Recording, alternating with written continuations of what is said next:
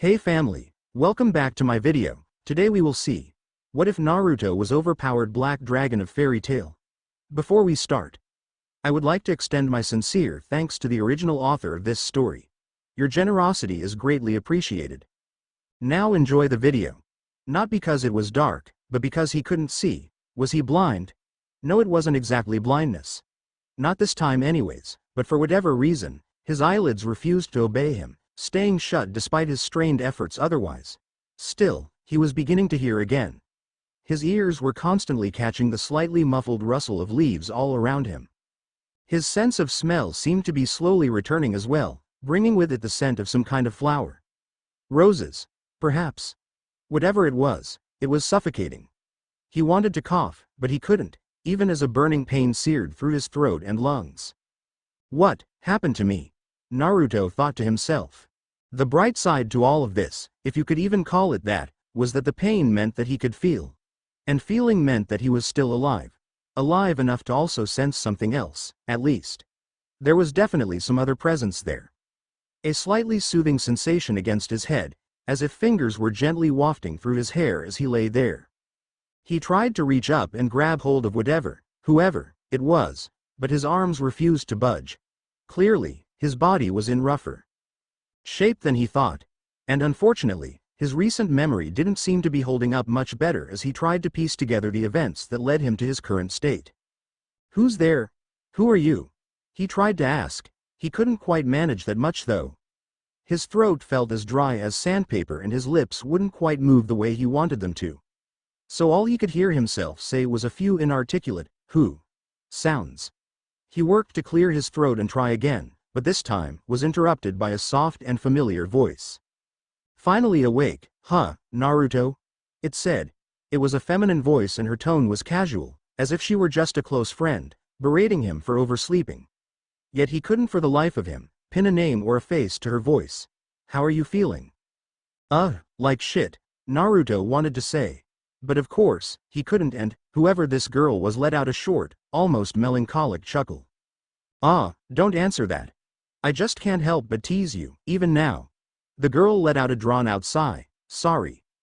Naruto attempted once again to move his arms and legs. He could feel them, which was a relief, but it quickly dawned on him that they were probably not in a state that was fit for moving. Even the smallest twitches of his muscles sent shockwaves of intense pain to wash over his entire being. He struggled against himself and moved slightly anyways, expecting this unknown girl to help him in some manner, but she did nothing of the sort, and continued to speak cryptically to him instead.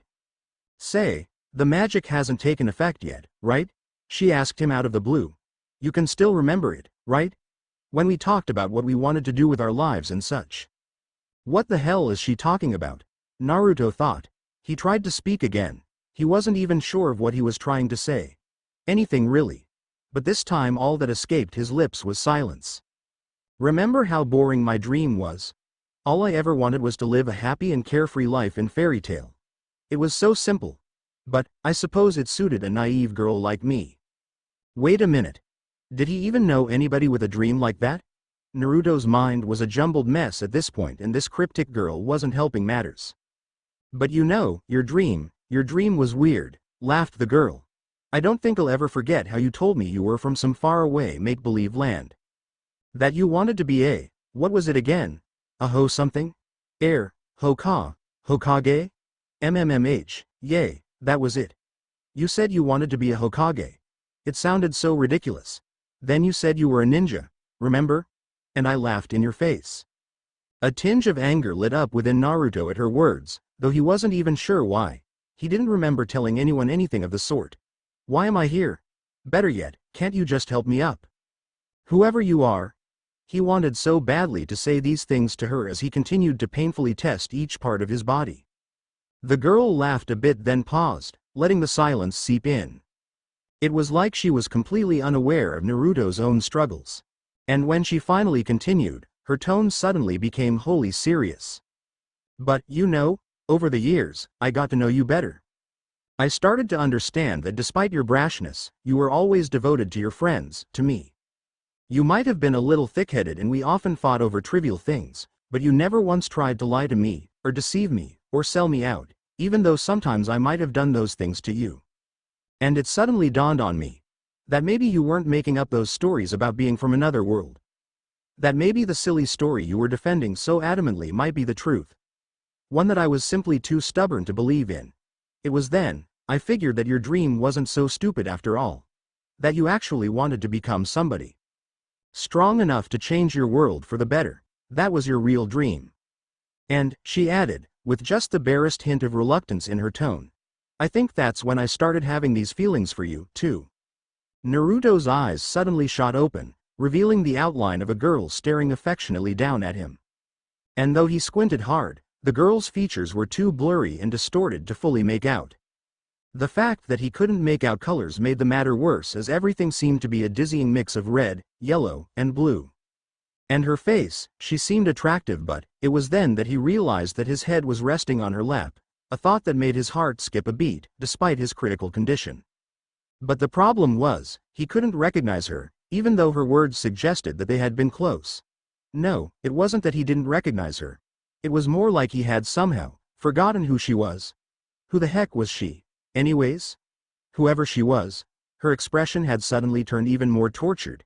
He could vaguely make out the beginnings of tears forming up in the corners of her eyes. So, it's already started, huh? Your memories are beginning to fade? What was she talking about? His memories were fading. Nonsense. No, they weren't, were they? Nothing she said was making any sense. Naruto wanted nothing more than to make her go away. No, wait. No, he didn't. He wanted her to stay. No, that didn't make sense either. Nothing made any sense. And he couldn't even muster up his voice to ask her any of the questions burning at the tip of his tongue. It was beyond frustrating. Do you remember who I am? She asked, a blurry hand pointing towards her own face.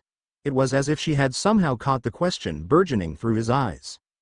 With great pain and effort, Naruto shook his head, hoping that she would at least give him her name. He didn't get it. Instead, he received a few teardrops as they fell from her face to his. Ugh. I keep trying to remind myself that it's better this way. You forgetting everything, that is. You might even be able to forgive me now, she said, before pausing to draw in a sniffle. At least this way, I can't hurt you anymore. An instinct deep inside of him told him that something was definitely wrong.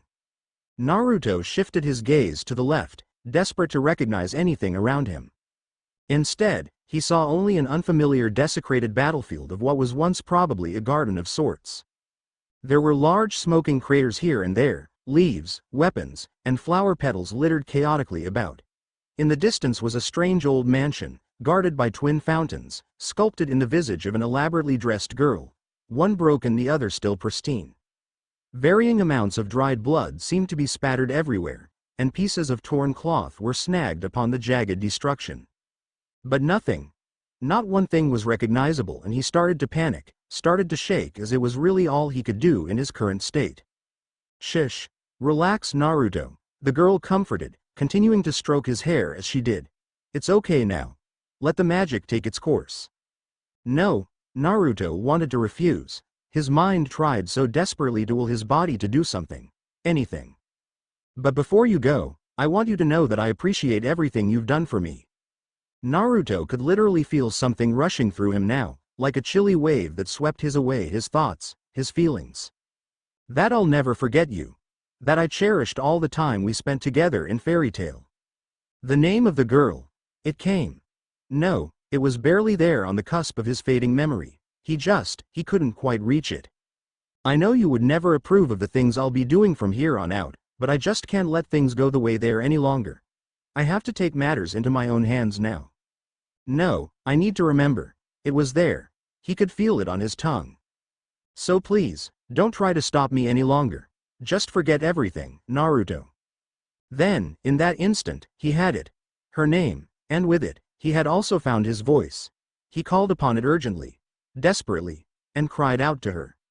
But before he could, in a single movement, she bent down, her soft lips pressed up against his before he could say a thing. The sudden memory of her identity vanished instantly, along with all the feelings of confusion and pain he once had. But don't worry, she whispered as their lips parted.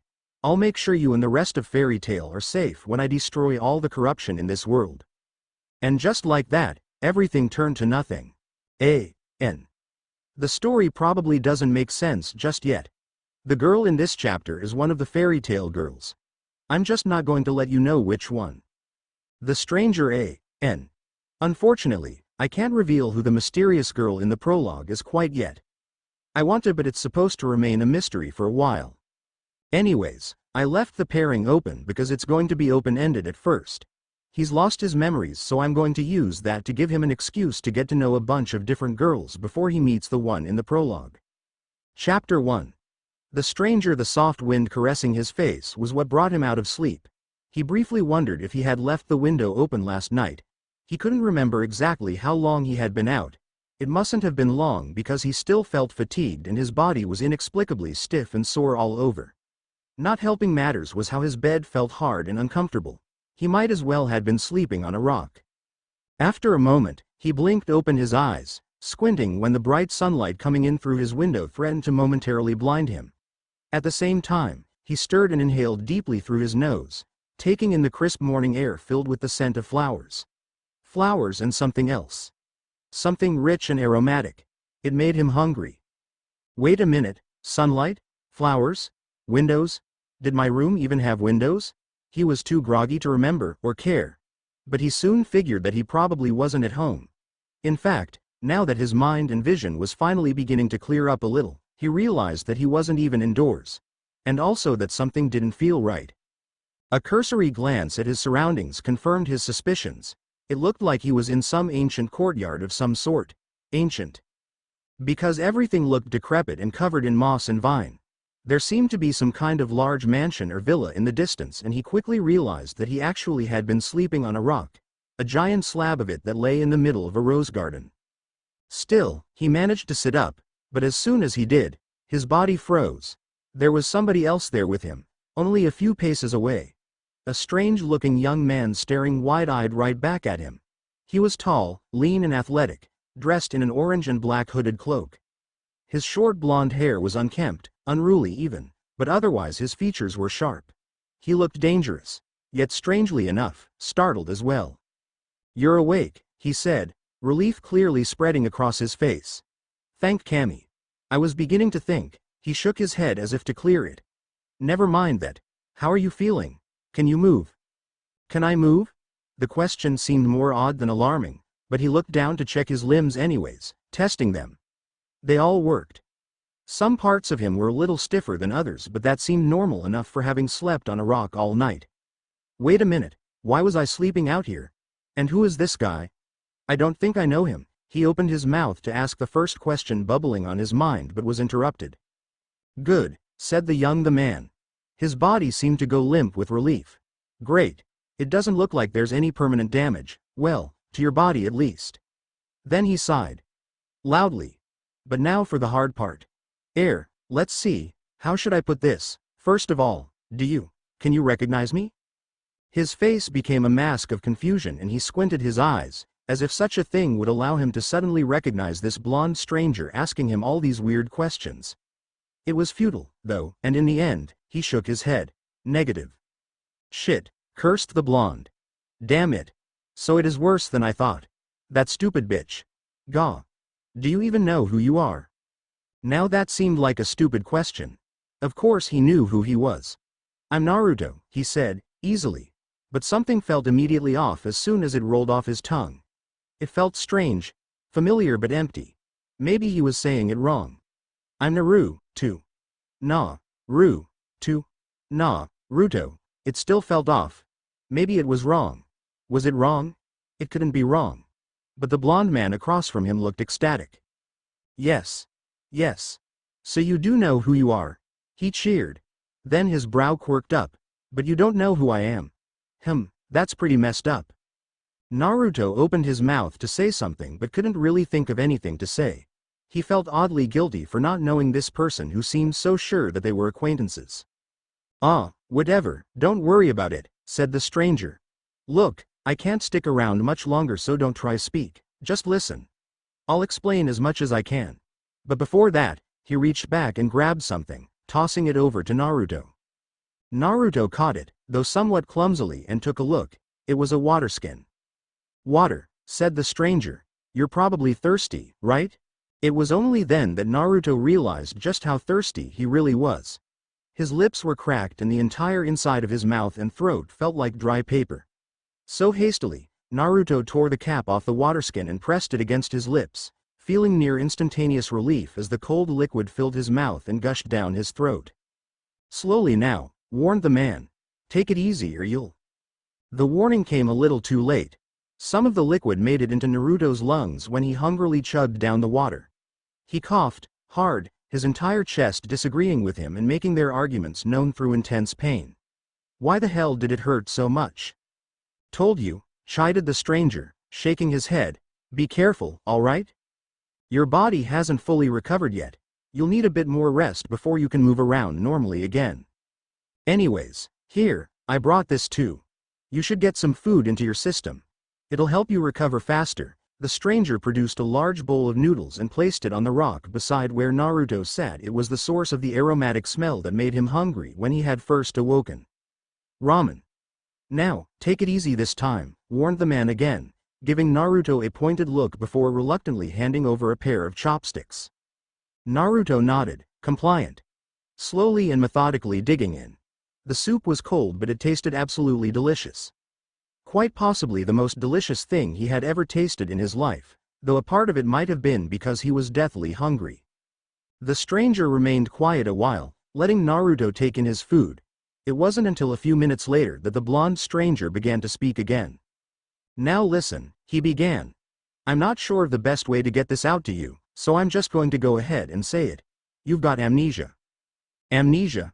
Naruto nearly choked on his ramen when he heard it. "It was inflicted on you through magic. Memory make or something. Some kind of lost magic, I think. Whatever it is, I don't think it's permanent, but that might be hopeful thinking on my part. Still, you'll want to at least try to recover your memories. I'd start by asking someone from the Magic Council or maybe some of the masters of the bigger mage guilds. They'll probably know a thing or two. Maybe even find something or someone who can help. They'll point you in the right direction. At least I hope so." Somehow, the stranger didn't sound too sure of himself.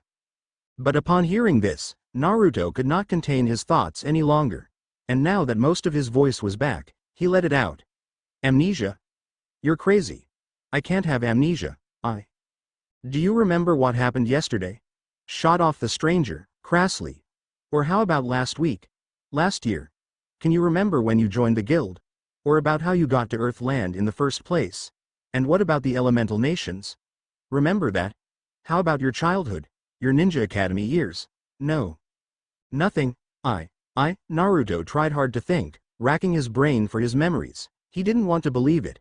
He tried so hard to come up with something to prove this stranger wrong. But the stranger was right. When he tried to recollect the events of the previous night, his mind just drew a blank. Same as when he kept going back. Further and further back. His memories seemed like a blank slate. It somehow felt like he shouldn't even exist. Even his name felt wrong. Like I said, amnesia. As far as I know, all you remember are basic things. How to talk, how to eat, maybe how to fight. I'm not too sure about that last one.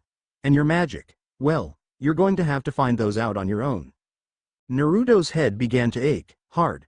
"Look, I'm sorry. I didn't mean to be such an ass, but you've got to realize the situation you're in. Your number one priority should be getting your memories back. If you can't, you'll have no hope of stopping her before it's too late."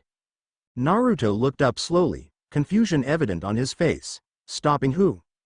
The blonde man looked him in the eye. "Ah, right, of course you wouldn't remember. She's the one you fought with last night. The one who gave you your amnesia in the first place. Her name is asterisk asterisk asterisk asterisk asterisk." The moment the last word hit Naruto's ear, his head exploded. At least, that's what it felt like. He winced, and shot up to his feet, toppling what was left of the ramen that had been resting on his lap. He clawed at his head, trying to make the pain go away. It didn't. Not. Until he felt himself struggle for at least an eternity. A 5-second-long eternity. "Whoa, you okay?" asked the blonde man as he rushed over to support Naruto. "What happened?" I don't know. As soon as you said it, her name, I think, my head started to hurt." You sure? Asterisk asterisk asterisk asterisk asterisk.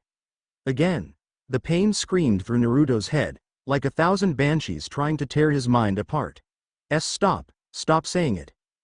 Damn, sorry, said the blonde man. Must be some kind of residual magic. I'm pretty sure it'll fade eventually but. Naruto cringed. Hopeful thinking.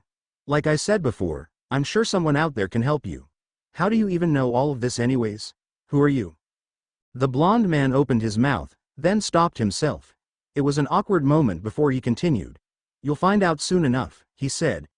I'm not sure how you'll react, so let me just fill you in on as many other things as I can before that. Naruto blinked stupidly. What the hell kind of explanation was that? The man ignored Naruto's expression of outrage and continued. Your name is Naruto. Naruto Uzumaki, he said. The girl you're after, let's call her, he paused, struggling with himself. Pain. Naruto offered, helpfully. Huh? Let's just call her Pain since it hurts my head just thinking about her. The blonde man looked baffled, but nodded. Good one. So Pain, then. Right. Anyways, so this Pain girl is the one you're trying to stop, she. Why am I trying to stop her, again? Interrupted Naruto. Okay, look, I really don't have much time left so just let me do the talking, okay? Said the blonde stranger, apologetically. No interruptions from now on. Naruto conceded and nodded. Great. So you're trying to stop Pain because she's gone rogue? Well, not exactly, but she's definitely taken to darker things now. It has something to do with her past. I'm not gonna go into much detail because frankly, it's not important, and you'll probably find out eventually anyways. Just know that you have to stop her before she gets out of hand. Right. Pain is a mage of fairy tale. Ring any bells? Naruto shook his head. Figured as much. It's a mage guild, based in Magnolia Town. That name didn't sound familiar either but Naruto just noted them in his head and nodded. Don't go there. In fact, don't even go near there. Not until you're ready. She's still a member of the guild and if she sees you again, she'll probably just repeat the whole memory wipe thing and you'd be back where you started, only you wouldn't have your trump card this time. Trump card? Me, said the blonde, simply. Naruto didn't question it further, though it didn't make much sense. Luckily, you have a bit of time. She can't make her move until she's completed that S-rank 100-year mission. From what I know, she's searching for some kind of artifact and the 100-year mission has some clues to its whereabouts. I don't know how long it'll take her to complete the mission but, my guess, probably less than a year. She's strong. Insanely strong. And you want me to stop her? Demanded Naruto. You're insanely strong too, admitted the stranger. At least you were. But your problem is that you're stupid. When the two of you fought, your attachment to her got in the way. You held back, understand? Maybe you did subconsciously, I can't really know for sure, but it doesn't even matter because the result was still the same. You got your ass beat. Thankfully, you don't have that weakness anymore now that you've forgotten who she is. But, you'll still need to recover your full strength before you go after her. Right, so, you'll need to train once your body recovers. Like I said, I don't know how much you remember about your own fighting skills and magic, but you'll need to get them back to even stand a chance against her. Your best bet is to try to get your memories restored first. If that's not possible, then you'll have to train somehow. Heck, join another mage guild. I'm sure that would help. Your body will remember how to fight if you give it a chance, even if your mind doesn't. Just remember, whatever you do, avoid anyone from Fairy Tail. If they find out you're still alive, well, she'll find out too and it's back to square one, finished Naruto, understanding. His head began to hurt again. Great, so I just need to get my memories back, train till I'm all really strong again, then find and stop this monster. Girl, Pain, from doing whatever it is she's planning to do. Oh, and I'm supposed to do all of this in less than a year. Anything else? The stranger seemed to ponder a bit, then shook his head. I think that about covers it. Any questions? You're insane. Hey, that's not a question, frowned the stranger. But I know how you feel. Trust me. Shit, I'm running out of time. I can feel it. But here, let me get you started before I go. Naruto was too tired to argue at this point and simply nodded, wondering why this guy was in such a hurry. Where the hell did he have to go? Whatever, it didn't matter. Naruto had his own worries now, especially about getting his memories back.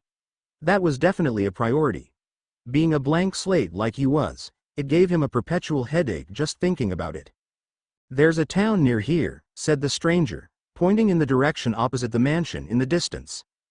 "Gilead town. It's a pretty big town with its own growing mage guild. The guild is named Saber-tooth, I think. I go check them out first." Naruto rubbed his forehead. "Right. Gilead town. Saber-tooth. Got it." "Oh, and another thing," said the stranger as his hands went up in a flurry of strange movements. Moments later, something popped in a cloud of smoke and scroll materialized out of nowhere. Naruto was shocked. Was this magic? The stranger grabbed the scroll, unfurled it, wrote something in it, then motioned for Naruto to come closer to him. "Here, take this scroll and hold out your arm," he said. Naruto reluctantly obeyed. "What are you trying to do?" The stranger ignored Naruto's question and again performed a series of strange hand movements. This time, the scroll he gave to Naruto suddenly disappeared in a puff of smoke and strange markings burned onto Naruto's skin at the forearm. Naruto flinched back. What the hell was that? "Her name," said the stranger. "Pain's real name, I mean. When you're ready to see it, I left it on that scroll. All you need to do is summon it." Naruto's face contorted into a frown. "And just how am I supposed to do that?" "You'll find out," he said. "Shit, now I really have to go. Remember, head to Gilead town. Seek out the master of Saber-tooth. I think his name was Giama or something.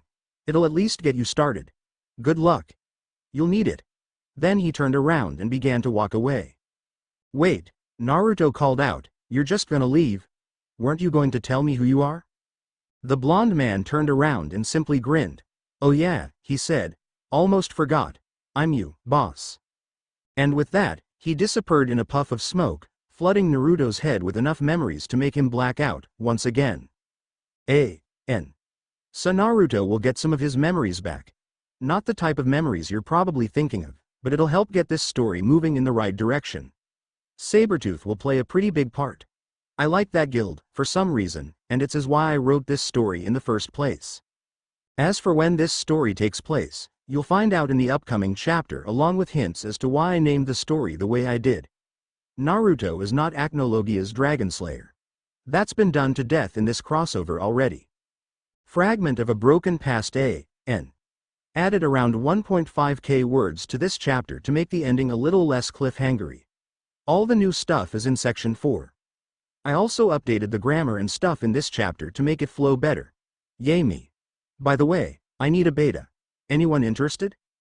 Chapter 2. Fragment of a Broken Past 1. Hey, Naruto. Naruto? Naruto? He was dreaming now. And in it, he was a child. Maybe 10 or 11. He couldn't know for sure. There was a calendar there, hanging off the wall. July X 777 it read, but he didn't know what day it was. There were other things too. He remembered a fireplace, warm and cozy, keeping his attention as it burned in the background. He remembered his small wooden desk, stacked with books and loose piles of papers that fluttered slightly from a breeze coming in from the room's open window. He remembered an old and senile teacher wearing a pointy hat. His gray beard was unfurled, swaying back and forth as he lectured drearily on and on about something, the principal causalities of Aeternano. Whatever that meant. Most importantly, he remembered her. Her brightness. Her blonde hair, lifting lightly in the wind. Her dancing brown eyes always casting their wonder and excitement to the world around her. And her name. Lucy Hartfilia. In the dream, they were both in a classroom of sorts, attending a private magic lesson. Lucy sat in a separate desk beside him whispering something, conspiratorially, in his direction. Naruto didn't really pay it much heed. Not because he didn't want to, but because their magic instructor, Grandpa Bello, who wasn't anybody's real grandfather, had this particularly boring droll of a voice as he lectured, and Naruto found it hard to even stay conscious, let alone listen to Lucy, who was probably just complaining about something. "Naruto, are you even listening?" she asked quietly under her breath. "Yep. Complaining. And loud, to boot." Luckily for her, Grandpa Bello was mostly deaf in his old age and didn't seem to really pick up on her. Mostly to appease her, Naruto reached for his notes and scratched his head. I think he was talking about the ether something and how it's related to the magical flow of Ao. Lucis' eraser bounced off his head and landed on his desk. Hey! What was that for? He yelled, tossing over a heated look. Unfortunately, he had forgotten to control the volume of his voice and Grandpa Bello caught him with a glare. Young Master Naruto. He scolded. If you do not properly attend to your magic lessons, I am afraid I will be forced to inform the Lady Heartfilia of your misbehavior. Naruto gulped. The Lady Heartfilia he was referring to was Lucis' mom, Layla, who was as sweet as can be, until she got angry. As angelic as she was, even the heavens couldn't stop her from bringing out her sadistic side when she was genuinely displeased. He shivered at the thought. But then again, certain circumstances had made things a little different with her lately. Still, Naruto didn't want to take the chance, so he shook his head and quickly apologized, promising not to disturb the lecture further. Grandpa Bello returned a stern but satisfied look before he turned his attention back to the magical lacrima board at the front of the room, continuing to lecture into it as it filled magically with notes and diagrams and runes. Lucy giggled softly. Someone is always getting into trouble, she said matter-of-factly. Naruto frowned. And it's always someone else's fault, he quipped back, this time soft enough to fly below Grandpa Bello's hearing range. Is not, whispered Lucy. Is too, Naruto whispered back. Their childlike argumentative banter continued for a bit, quietly of course, until finally, Naruto was forced to dodge a frustrated Lucis pencil as it flew at his face. It's because you never listen, she whispered frantically. It was all Naruto could do to not raise his voice. I was listening. I told you. He was talking about the ether something. Not that, she said, cheeks flushed with anger. You never listened to me, and it's important this time. Naruto scoffed. Yeah, right. Last time you got mad, it was because of your hair, right? What is this time, princess? Break a nail or something? Want me to kiss it all better? Naruto's tone was all bitter and mocking. But Lucy didn't take the bait this time, as she usually did. Instead, her face grew pained. It put him on edge a little. It's Mom, she said. She's still sick, and it's getting really bad now. Huh? Naruto's eyes widened. Still? But when I saw her last time he had to think about it. The last time he saw Lucis' mom was just under a week ago and she looked like she had been recovering. She was smiling, at least, as she always had. And though she was a little paler than usual, she looked better than she had when she had first contracted the sickness that had bedridden her for weeks. Jude Heartfilia had even called in the best doctors and healers from all over Fury. Naruto had thought that Layla getting better was a sure thing. That it was just a matter of time. But if Lucy said she was getting worse, are you sure? Lucy was barely holding back her tears. Come see for yourself, she said. Naruto nodded, understanding. He waited until Grandpa Bello's focus was away from them. Then he created 2 shadow clones, one of which took on Lucis' form. He then had them sit in the desks while Naruto and Lucy snuck out of the makeshift classroom. They often snuck out like this to play. It was a shame that this time, there was a less adventurous air about. Follow me, said Lucy when they were out in the hallways. Naruto trailed Lucy through the huge manor until they reached the ornate double doors that led into Jude and Layla's bedroom. The doors were open a crack and they heard an unfamiliar voice coming from inside. So they did what most curious children would do in their situation. They pressed their ears to the door and listened in. There appear to be no new symptoms, they overheard. But unfortunately, the symptoms you already have are getting worse. Are you still having trouble breathing? There was a long pause, where they couldn't hear anything. Then some murmurs. As if she was speaking too quietly for them to hear. Fortunately, those healers have not caused any damage. Yet, there was an obvious unpleasantness when he said the word, healer. Healers referred to mages who could use healing magic. A doctor, on the other hand, used more traditional methods and equipment, supplemented with herbs and medicines. Doctors tended to distrust healers. A little of it because they didn't really believe in healing magic. A lot of it because healing mages have a horrible reputation. Sometimes they were just ordinary mages who couldn't heal at all and would attempt to use whatever magic they had to fake a cure. Their negligence would often cost their patients dearly, exacerbating ailments rather than helping to cure them. So have you taken the wind blossom tea I prescribed? Murmurs. What of the cure root pills? More murmurs. Another pause. I see. Then I am afraid your sickness may be as bad as you believe. Never in my many years as a doctor have I seen anything like the illness that attacks you now. The samples of your body's fluids have shown nothing. There are no malicious viruses. No infectious diseases. Not even a parasite. It is like your body is simply weakening of its own accord. No, not weakening per se, it is slowing down. Yes, I believe that describes it perfectly. Everything about you. Your organs, cell reproduction, blood flow, nervous system, all of it, it's just all slowing down. Why, if I didn't know any better, I would say it is the work of magic. Magic? Came the startled, barely audible reply. Ah, but I am not so desperate yet. I have a few other medications that I will prescribe to you later. They should help. For now, continue to lie in bed and rest. I will not be caged here any longer, doctor, demanded Layla, this time loud enough for Naruto and Lucy to clearly hear. I feel like a prisoner in my own room. But madam, it would not be wise to be out and about at this stage of your illness. There are all manner of things that could. I have heard the same recommendations time and time again, yet none of them have helped. Not even a little, so unless you can absolutely guarantee me that even more rest and medication will miraculously allow me to recover, I should like to spend time with my family before. There was a long silence. I am sorry, Lady Heartfilia. I wish I had better news for you. I truly do. For now, I'm just telling you what I believe best. Surely you must understand. And it was back to the murmurs. There was tired sigh from the doctor. Very well. I shall convey in my notes to Master Jude that you may go about as you please, but only within the manor. There is still a chance of recovery. It is a small chance, but it is something. And I shall not squander it by allowing you to run amok outdoors where your weakened body may contract anything else. Will this be acceptable, Lady Heartfilia? Yes, thank you, doctor. Thank you. Papers shuffled and a case snapped shut. Then I shall take my leave. But remember, no strenuous activity. And eat and drink sparingly. Your metabolism seems to have slowed as well. I shall drop off more medication later in the week as soon as it is prepared. Naruto and Lucy both backed away from the door when they heard the footsteps approach.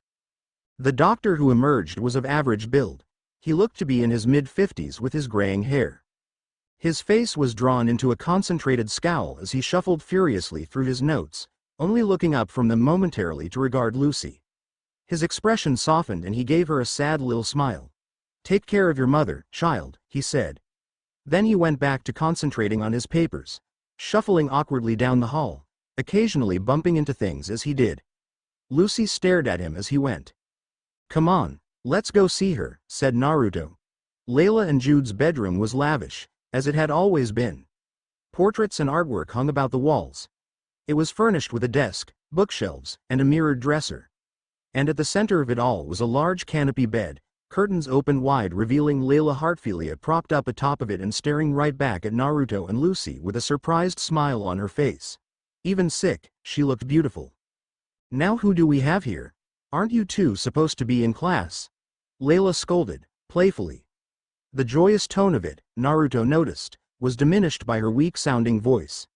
Even still, her smile managed to light up the entire room. Her blonde hair, usually tied up into a perfect bun, fell frizzled, loosely over her frail shoulders. Her skin seemed pale now, even more so than the last time Naruto had seen her, and though her brown eyes glistened with happiness and compassion at the sight of the two kids, a part of it looked strained and forced, like a thinly veiled facade hiding her pain and frustration underneath. Nevertheless, she gestured elegantly for them to come over, and they did. Lucy ran straight in, jumping up for an embrace, while Naruto lapsed lazily onto the soft feather mattress of the canopy bed. I haven't seen you two in ages. Come to check up on me, have you? She snickered, delicately. Making sure I'm not skipping out of bedtime? It would seem our roles have been reversed for the time being. Naruto smiled. Yeah, well, we'll promise not to ground you if you let us off the hook when you get better, he said. It was a shell of a joke, weighed down by the seriousness of Layla's sickness.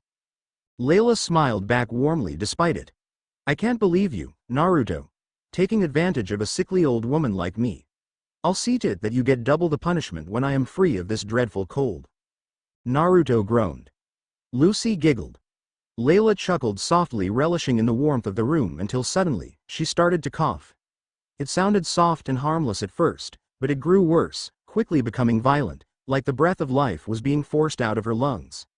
The two kids jumped and looked towards Layla with equal parts worry and horror.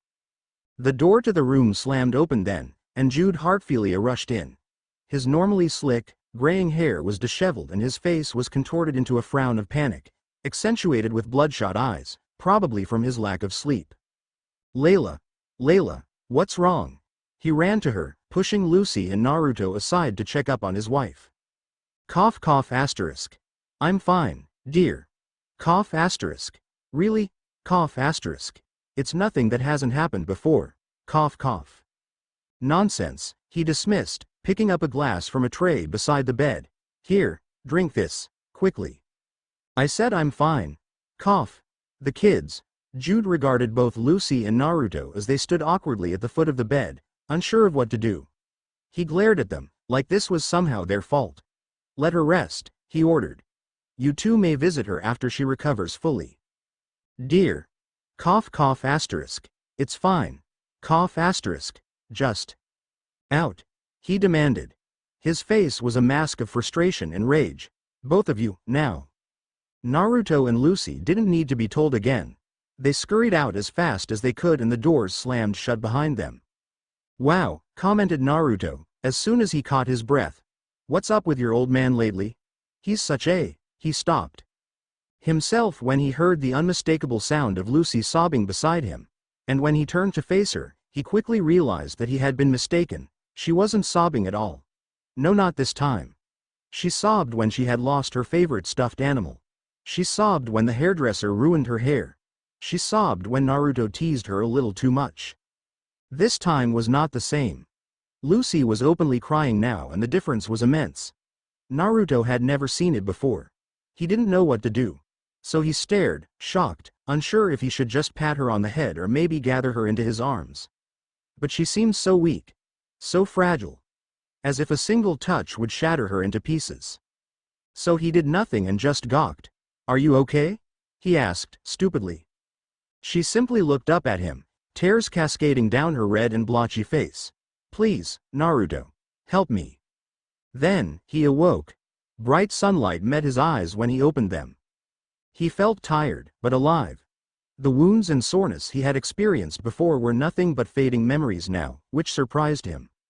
The last time had awoken, he remembered deep cuts and scars across his arms, but now when he looked, his skin was smooth and unbroken, not even leaving a trace of a scar. It didn't make much sense. Had he been sleeping for weeks? Or had his wounds somehow healed in a matter of hours? If it was the latter, it probably had something to do with whatever his power was. He took a mental note of it for later and sat up.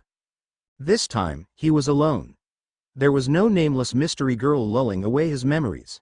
There was no copy of himself trying to fill him in on the things he'd ought to know.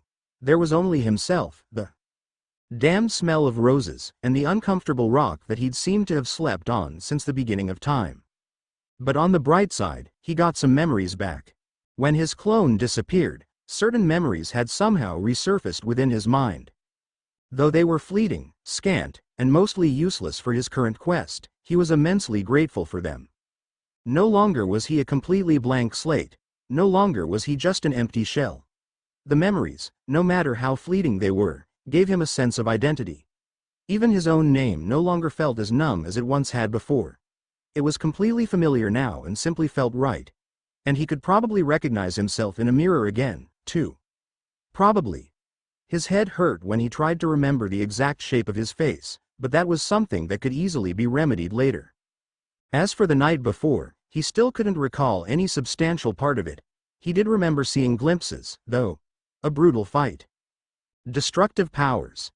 A beautiful girl talking to him as he went unconscious. But that was it. There was nothing useful in those memories. Only confusion. Whatever magic was cast on him, it was doing its job and doing it well. And those other memories he had? The ones of his childhood past? He didn't know what to make out of those quite yet. That Lucy Hartfilia girl seemed quite interesting though. The name ran through his mind once again. He even said it out loud, flinching when he did. But there was no pain. No searing headache that echoed through his head. So she definitely wasn't the girl he had fought with the night before. But why had he remembered this particular girl, then? And in this particular memory, they were both just children. He had been close with her and her family, it seemed. What could it mean? Naruto shook his head to clear it. Most of the details were still completely obscured, but Naruto decided he would look into it later. First, he needed to, in the words of his late clone, head to Gilead town. Seek out the master of Saber-tooth. I think his name was Gyama or something. Naruto sighed, lost in thought. There was so much he needed to do. So many questions he needed answers for. He only hoped he could manage it all before it was too late. So with a heavy heart and burdened mind, he got on his feet and started in the direction pointed out by his clone. The road to Gilead town ran parallel to what looked like a great expanse of forest on one side, and a huge and steep canyon wall on the other. And it was quite busy, so Naruto was forced to walk along the narrow path of grass beside the paved road. Wagons and carriages rushed down dangerously on both sides of the road, most of them being pulled by various strange animals, while a few of the more lavish-looking ones seemed to move on their own, probably through some sort of magic. The passengers, oblivious to Naruto for the most part, cared only enough to offer a few, "Get out of the way," and "Get off the road," as they passed him. Yet annoyingly, whenever Naruto tried to hitch a ride with any of them, they seemed to speed up. It upset him at first, but when he looked down at the state of his attire, he couldn't really blame them. The thick hooded cloak he wore was in near tatters. Once upon a time, it was probably black and orange, but now was more like a dusty brown, sporting rips, cuts, and tears all over, especially at the sleeves and hem.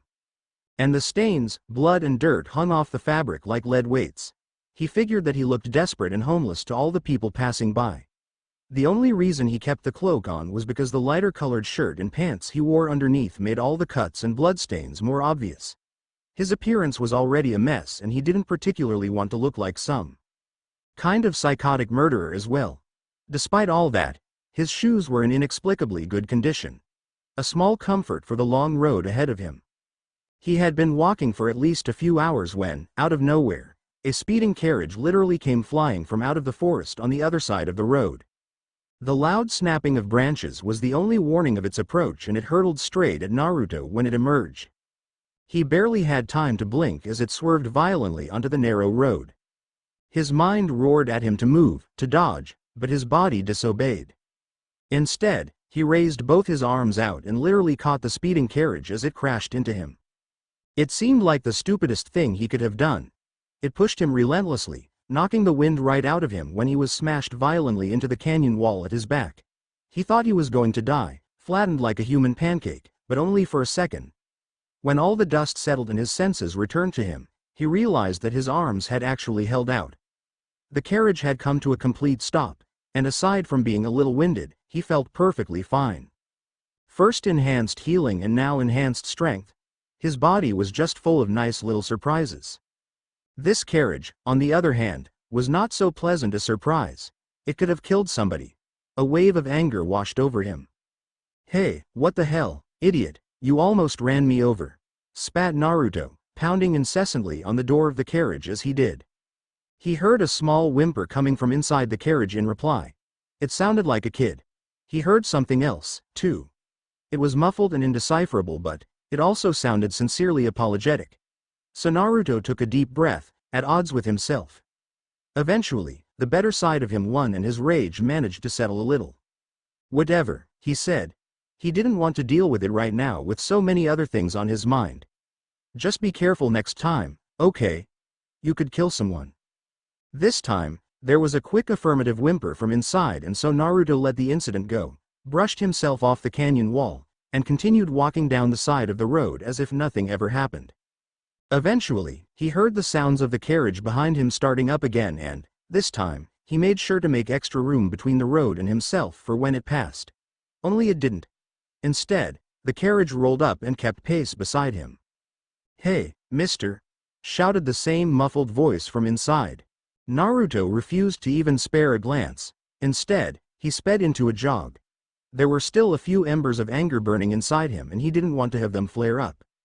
But the carriage kept pace. "Hey, mister! Wait!" shouted the voice again, twice as loud as before. This time, Naruto looked over speculatively when the door to the carriage slid to the side. The opening revealed a young girl, not older than 13 or 14, with bouncy scarlet hair that rested just below her shoulders. She had a round and pretty pixie-like face, and her brown eyes completed a look of what could only be described as exasperation. "Whoa!" she exclaimed, eyes widening even more when she got a better look at Naruto. "Are you okay?"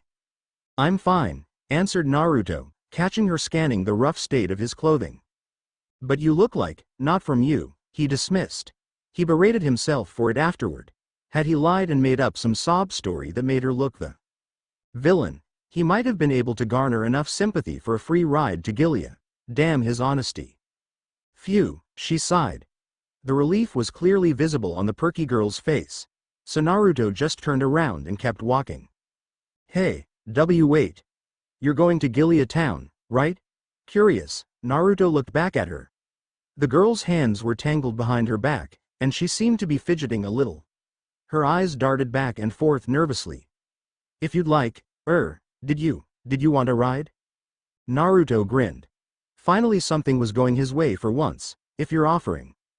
But there's a condition," she added quickly. "See condition?" Naruto could hardly believe it. His grin fell completely away. What, did she want money or something? Ridiculous. "You just crashed into me with your carriage," he demanded. She blinked. So, you look completely fine, and besides, you even said yourself that all those cuts and stuff on your clothes weren't my fault." Naruto looked at her, aghast. Then quickly recovered himself. "You know what? It was your fault. I just didn't want to make you feel bad, okay?" "HMPH, liar," she accused with a deadpan look on her face. Then, she grinned and raised her hands in the air with the perfect smarmy confidence of someone who believed herself greater than everyone else. "Please, just because I'm young and I look innocent and all that, doesn't mean you can pull one off on me. I've been traveling for a long time, you know? I have lots of experience under my belt." I bet you must be super naive if you think you can." What's up with that stupid look on your face? It's creeping me out." Naruto held a look of pure shock and horror, and he kept glancing behind her. He slowly inched back from her, stumbling a little, until his back hit the canyon wall. Then he suddenly thrust his finger out and pointed. "Holy shit! What the hell is that? Get down!" he shouted. "Kya!" she screamed. The girl, suddenly frightened beyond belief, dashed out from her carriage and crushed herself into a tiny ball when she hit the ground. She tucked her head in as she quivered there, eyes clamped shut, seemingly waiting until the horrible, dreadful, and menacing whatever it was to ravish her or something. She swore that she could hear growling and ominous-sounding footsteps slowly approaching her, which only prompted her to scrunch up even further. An agonizingly long minute passed as she waited. Then 2. Then 5. Finally, figuring that she was somehow still alive, she gathered the entirety of her courage and peeked out with a single eye. There was nothing there. She immediately shot up to her feet, now a scarlet-haired being of pure fury. She pointed angrily over to Naruto, the entire world burning before her eyes. "You tricked me." Only Naruto wasn't there anymore either. Confused, she looked around frantically until she spotted him already 50 paces away, walking casually as if nothing had ever happened. "Why you? Come back here, right now," she demanded. Even as she said it, she was already back in her carriage, starting it back up again and rolling up beside Naruto as he walked. Naruto held a satisfied grin on his face and stretched. "Oh no," he mocked. "The experienced little girl is back for her revenge. Too bad she's a greedy, gullible idiot too." The door to the carriage burst open, nearly flying off its hinges. And this time, Naruto got a much better look at the girl. She wore a simple, if a little plain, one-piece sundress that was mostly white with matching shoes. Admittedly, they looked good on her, in a cutely innocent sort of way. The only problem was that her slightly curled and flowing red hair now resembled something akin to a roaring bonfire, seemingly floating above her as she stood there, one hand holding open the door of the carriage and the other balled into a tight fist. Naruto laughed. If she had been a little older, perhaps the expression pure hatred on her face would have looked scary. Now, it simply made her look like an adorable pixie-faced girl with a grudge, hardly anything to be afraid of. Or so he thought. As soon as he blinked, he was suddenly faced with an adorable pixie-faced girl with a grudge, who now also happened to be armed to the teeth. Naruto gawked. In less than a second, hundreds, no thousands, of weapons had materialized, surrounding this once harmless little girl. Short swords, knives, and daggers, they floated in the air about her, blotting out the sky, all of them pointed dangerously at Naruto. Oh crap, he muttered, only just now regretting everything he had ever said to this little girl. But it was too late for regrets now. Die, she screamed. Imagine a swarm of angry hornets. A swarm that followed you wherever you moved. A swarm that, for some reason, could only fly in straight lines and sharp angles until they crashed into something. Now imagine that the angry hornets were not hornets at all, but small razor-sharp weapons. Knives, swords, and daggers. Those sorts of weapons. They were still angry, of course, still hell-bent on your death. The difference was that the weapons could not be killed. Could not easily be destroyed. Could not be stopped, and they would still follow you ruthlessly until their queen was taken out. This was what Naruto faced. He had weighed his options carefully, considered his own latent abilities and fighting experience. Then, he followed through with the only logical course of action that would keep him alive. He ran. Stop running, the red-headed girl rasped in frustration. The command fell on deaf ears as Naruto continued to run up, yes, vertically up, the canyon wall. He didn't exactly know how he was doing it, nor did he really care at the moment. There were more pressing matters at the moment. Namely, staying alive. He glanced at the ground behind him, and guessed that was already close to 100 feet up the wall. There was only about 60 feet to go until he reached the top, and salvation, yet still the vengeful girl's attacks continued. Just die already, she screamed. Naruto didn't respond. His mind couldn't seem to wrap around how strange the violent words sounded when honeyed by such a sweet voice. Also, his attention was more focused on how not to become a pincushion at the moment. Naruto looked briefly to his right, just in time to catch the vicious swarm of weapons about to intercept him. Instinctively, his feet released the grip it had on the canyon wall and he fell a bit. The swarm barely missed him, furiously ricocheting into the wall right in front of him. Or above him, since he was facing up at the moment. Okay, this vertigo he was experiencing was definitely not helping matters. He skid down the rocky wall for a while until his feet managed to grip the canyon wall again, then he sidestepped the rain of falling blades that resulted from her missed attack and continued to dash up. With determined focus, he willed his legs to move faster. All he needed to do was reach the top. Once he was there, he reasoned that the girl would lose line of sight and her attacks should finally stop. He looked again, spotted another swarm of gleaming steel beelining to his position, and once again, managed to dodge them. Thankfully, for all the power this girl had, she was terribly predictable. He heard her scream out in frustration when she missed yet another of her attacks. But for some reason, she sounded closer than she should have been. Naruto briefly glanced down and his heart dropped into his stomach. The red-haired girl was somehow floating. No, she was flying, after him. What the hell was she? If he knew that magic was able to let people fly, he would have stuck to the ground. Damn his lost memories. Naruto started to run faster with more desperation in his strides. His lungs hurt, his legs ached, but he needed to get up there. Up to the top. But why? She could just fly after him now. Maybe he could find some kind of crevice to hide in up there. Maybe she couldn't fly that far up. Maybe she would finally cool down when she got some fresher air. Maybe, who was he kidding? Nothing was sure anymore. Going to the top of the canyon was simply a gamble. His only option at the moment. And next to such enticing options as falling to your doom, or getting riddled with blades prior to falling to your doom, getting to the top of the canyon sounded pretty damn good to him. Give up already, she yelled. You can't run forever. Naruto frowned at how right she was. A few more attacks came after him. They were getting much more accurate now, and more frequent, especially now that she was getting closer. Scarily accurate, in fact. In the last swarm of weapons barraging him, his arm and leg got cut. He hoped they weren't deep but couldn't spare the concentration needed to look at the moment. Then, it happened. For no reason at all, he lost the grip. Whatever it was that was holding his feet onto the canyon wall just disappeared. Poof. No warning. Just gone. The bottom of his shoes scraped in futility against rocky wall as he tried to keep his momentum going upwards. He was so close to the top too. So very close, but so very quickly, he stopped ascending altogether. And just as quickly, he began to fall, and from this height, nearly 150 feet off the ground, his death seemed pretty imminent. At the same moment, several hundred weapons pounded into the rock where he just was. Ironically, his falling had just saved him, but was now about to be the end of him. Naruto couldn't help but yelp as he scanned the wall for anything to latch onto.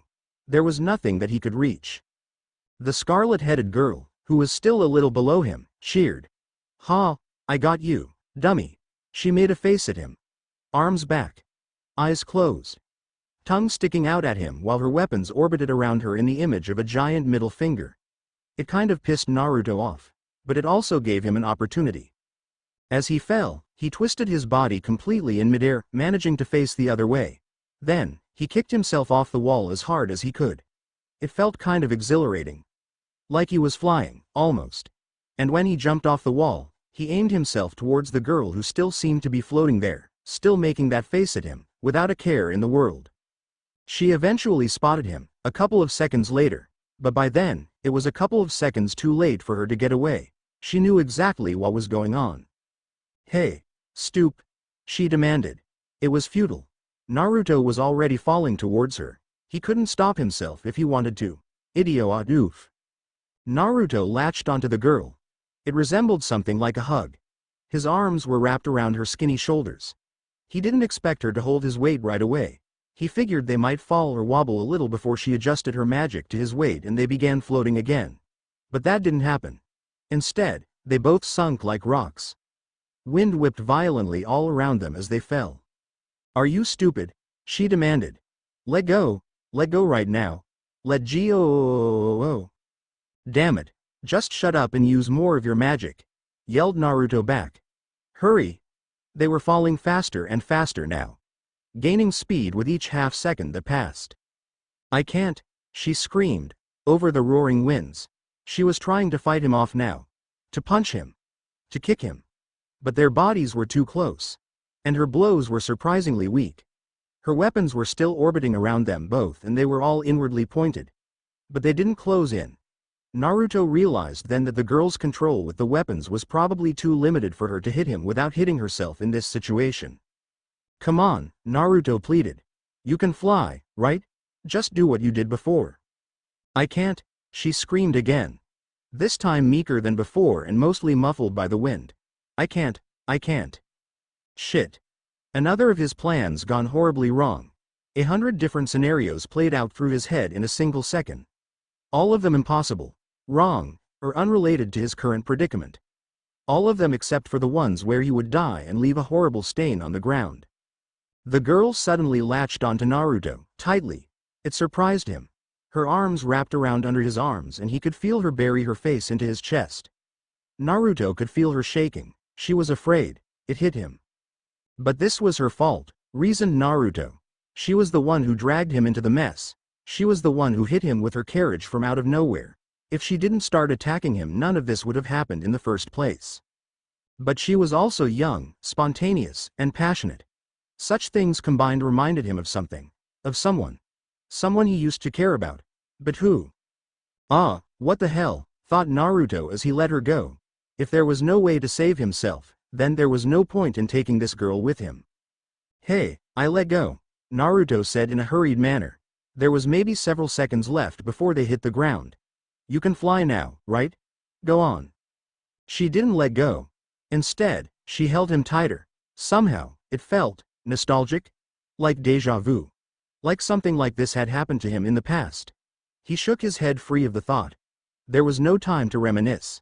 The ground was rising dangerously fast. "Hey, what the hell?" This time it was Naruto making the demands, trying to push her off of him. "Let go, damn it. Come on. Fly already." She shook her head into his chest, blinding him with all the red hair flying into his face. She gripped her arms around him even tighter. "I'm sorry," she said between sobs. "I'm sorry, I'm really sorry." "Damn it, just let go. Save yourself." She shook her head again, adamantly. "I'm sorry, Nei-san. Don't go." Don't leave me. Please. I'll be strong enough next time. I swear. Naruto's eyes widened as he continued to try in vain to tear this nonsensical girl off of him. But there were only a few seconds left until they hit the ground. So he did the only thing he could think of then. In a single motion, he twisted himself around so that he would hit the ground first. He hoped his body might be able to break the fall for the girl on top of him. It was desperation, and probably pointless, but if it even helped her a little, he would be glad. But still, why did she seem so familiar? Naruto shook his head one last time. There was no sense in it now. Maybe his life would flash before his eyes before he died. He'd like that. To remember it all, even for a second. That was his thought before they hit the ground. Build up. That is what this chapter is. And that was what the previous 2 chapters were too. Sorry if it seems to be dragging on, but I'm trying to weave together a complex story with plenty of depth and unpredictable twists and turns. Plus my writing style tends to be overly descriptive _ Sorry. Can't help it. The reason for this new OC girl will make more sense next chapter. I tried to make it as painfully obvious as possible that she is somehow related to Urza. Remember, Urza doesn't remember anything about her past before the Tower of Heaven. So if she had family, she wouldn't remember. As for Naruto's past with Lucy, you'll have to trust me on it. It will culminate with the events that will happen later on. A hate-filled partnership So, this chapter is finally done. Added about 5k words and I renamed the chapter. By the way, I'm glad you dislike my OC. You're meant to sort of hate her. It's harder than you think to write antagonists who aren't, all evil and bent on world domination and stuff. So I think I'm on the right track with her. She won't be in the story for too long, but she is necessary for my plot to work. I ask you all to put up with her for now. Chapter 3. A hate-filled partnership 1.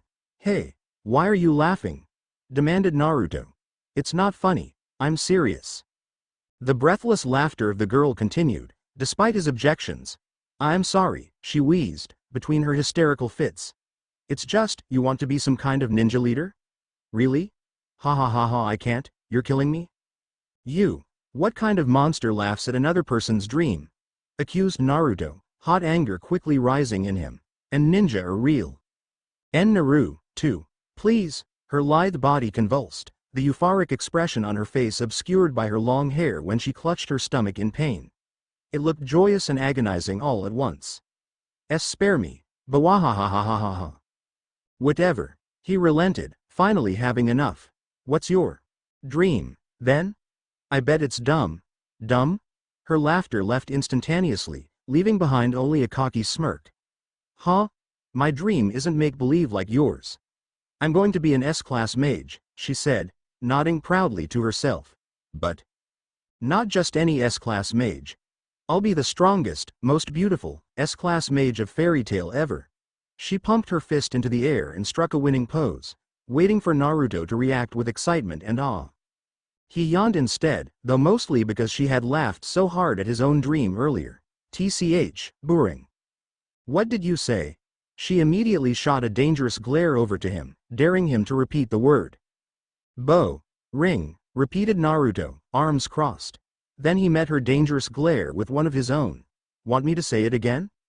The girl clenched her fists, looking like she was about to annihilate him, but suddenly, her expression relaxed and she gave him a snide smile.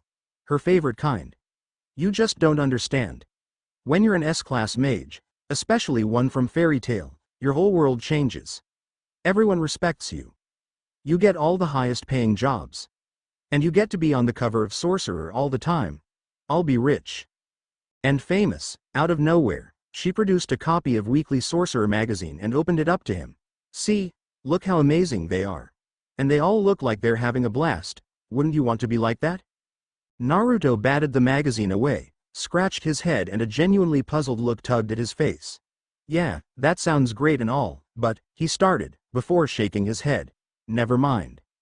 But, she screeched, incredulously. But what? Naruto could tell that she wasn't used to having her dream scrutinized. But he couldn't care less and said it anyways. But with the power that you have, couldn't you do so much more? Naruto noticed 3 things when he woke up this time. First, was that he was somehow still alive and in one piece. He didn't sense any broken bones or sore muscles. The 150-ish foot drop that should have splattered him into a gory mess on the road seemed to have very little effect on him. This meant that his body was far more resilient than even Naruto himself thought possible. The second thing he noticed was something poking repeatedly into the side of his head. It was extremely annoying. Infuriating even. But he couldn't seem to do anything about it because of the third thing he noticed. He was locked in an awkward embrace. It wrapped around his arms and chest and grasped all the way around his back. It felt comforting at first, but then it began to feel too tight. He shot open his eyes only to then feel a painful squeezing around his hands and legs as well. When he managed to look down towards his body, he realized the truth of it. Someone had completely tied him up. He was bound in some kind of thick green vine from his neck to his ankles.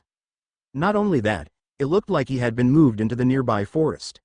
There were trees all around him and the sun's rays above were obscured by leaves and branches. The hell? He struggled against the bindings, but his efforts were half-hearted. He could tell, almost immediately, that there was no way he could free himself on his own. He also had a strong suspicion of who the culprit was and his eyes searched frantically for her. He didn't have to look far. "You," he snarled. "What the hell do you think you're doing? Untie me." The small-ish red-headed girl was sitting a few feet away with her knees tucked into her chest. She wore an impassive expression and was holding onto a long stick. Casually, she poked him in the forehead with it and responded to his angry demand with a simple, "No." Filled with a sudden ferocity, Naruto struggled with more effort this time. The entire focus of his will was bent on breaking free from his bindings. But he only succeeded in making himself look like a squirming worm. The girl giggled. "It took me an hour to wrap you up. I made sure to use enough vine to hold down a dozen angry Vulcan. Then I added about twice as much more. You won't be getting free without my help." A single knife materialized in front of her, as if to emphasize her point, then disappeared as suddenly as it had come. "How dare you?" Naruto spat. "How dare you?" she yelled with equal fervor. "You almost killed me. You were trying to kill me," he reminded her. "Yeah? But that was only because her angry look soon lost its color and evaporated into more of an uncomfortable stare, as if she had suddenly discovered something embarrassing about herself. This time, Naruto smirked. "Because what?" he goaded. The incident was clearly this girl's fault and she looked like she was beginning to realize it. TCH. The girl looked away, her eyes downcast in an awkward manner. "Look, we can point fingers and blame each other all day and nobody would get anywhere. So I'm giving you two options. I can just leave you here all tied up to rot or whatever. Or we can come to a simple arrangement that will get us both what we want." Naruto gaped openly, brow twitching in frustration. This girl was actually refusing to own up to her mistake. Not only that, but she was trying to take advantage of his current powerless state. He could hardly believe it. He didn't even know what to say to her at this point. The girl nonchalantly poked him in the head with her stick again. "Stop that." "So, how about it?" she asked. Naruto refused with all his might. He struggled, squirmed, wiggled, flailed, called upon whatever power lay dormant within him and then flopped around some more. Nothing helped. The girl giggled again. "Fine," he let go, between heavy breaths. He made sure to infuse every ounce of his tone with scathing hatred. "What's the arrangement?" "I knew you would come to your senses." The girl smiled devilishly and tossed the stick away. "Not like I have a choice." She shrugged and stood up, brushing the dust from her white dress. Her actions so far made Naruto rethink her age. She was far more mature and conniving than her youthful look let on. "It's a simple arrangement, really. I just need you to help me with something when we get to Gilead town. That's all." Naruto scowled. "Help you with what?" "I want to join Saber-tooth," she told him. Saber-tooth. He needed to go there too. Turns out their goals were similar, but it was too bad that he hated this girl's guts for blackmailing him like this. Naruto pretended to consider it. "And how am I supposed to help you with that?" "That's a mage guild, isn't it? I don't even know any magic." "Right," she said sarcastically. "I crashed into you head on with my carriage and you were completely fine. You ran vertically up Gilead Canyon. You jumped from the top of said canyon and lived. Not to mention your clothes have blood and cuts all over them, but there's not a single scratch on your body. Yeah, I checked while you were unconscious. So tell me again that that's not some kind of magic. You're such a horrible liar. Naruto bit back an emotional response. He couldn't deny anything she had said. So anyways, joining Saber-tooth isn't anything like joining the other mage guilds in Fury. There's only one way to become a member, and that's to prove yourself at the battle tournament they hold once every year. Realization hit Naruto and he grimaced. You want me to help you win this tournament? Now you're getting it, she confirmed with a smile. And I don't even have to win, I just need to make it into the top 5 for admission. Naruto turned baffled. But wouldn't we be fighting each other if I entered the tournament? How does that help you get into the top 5? We won't be fighting. You'll be my partner, she explained. The tournament lets you fight alone or as a group of 2. That hardly seems fair. Right, we'll have an advantage right from the start. Naruto sighed. The whole thing sounded like nothing but a gigantic pain in the ass. Do I get anything out of this? The girl cocked her head to the side a little. I'll untie you and give you a ride to Gilead town. Naruto waited for something more. She added another of her smirks. That's it? Isn't that completely one-sided? How is that a fair deal at all?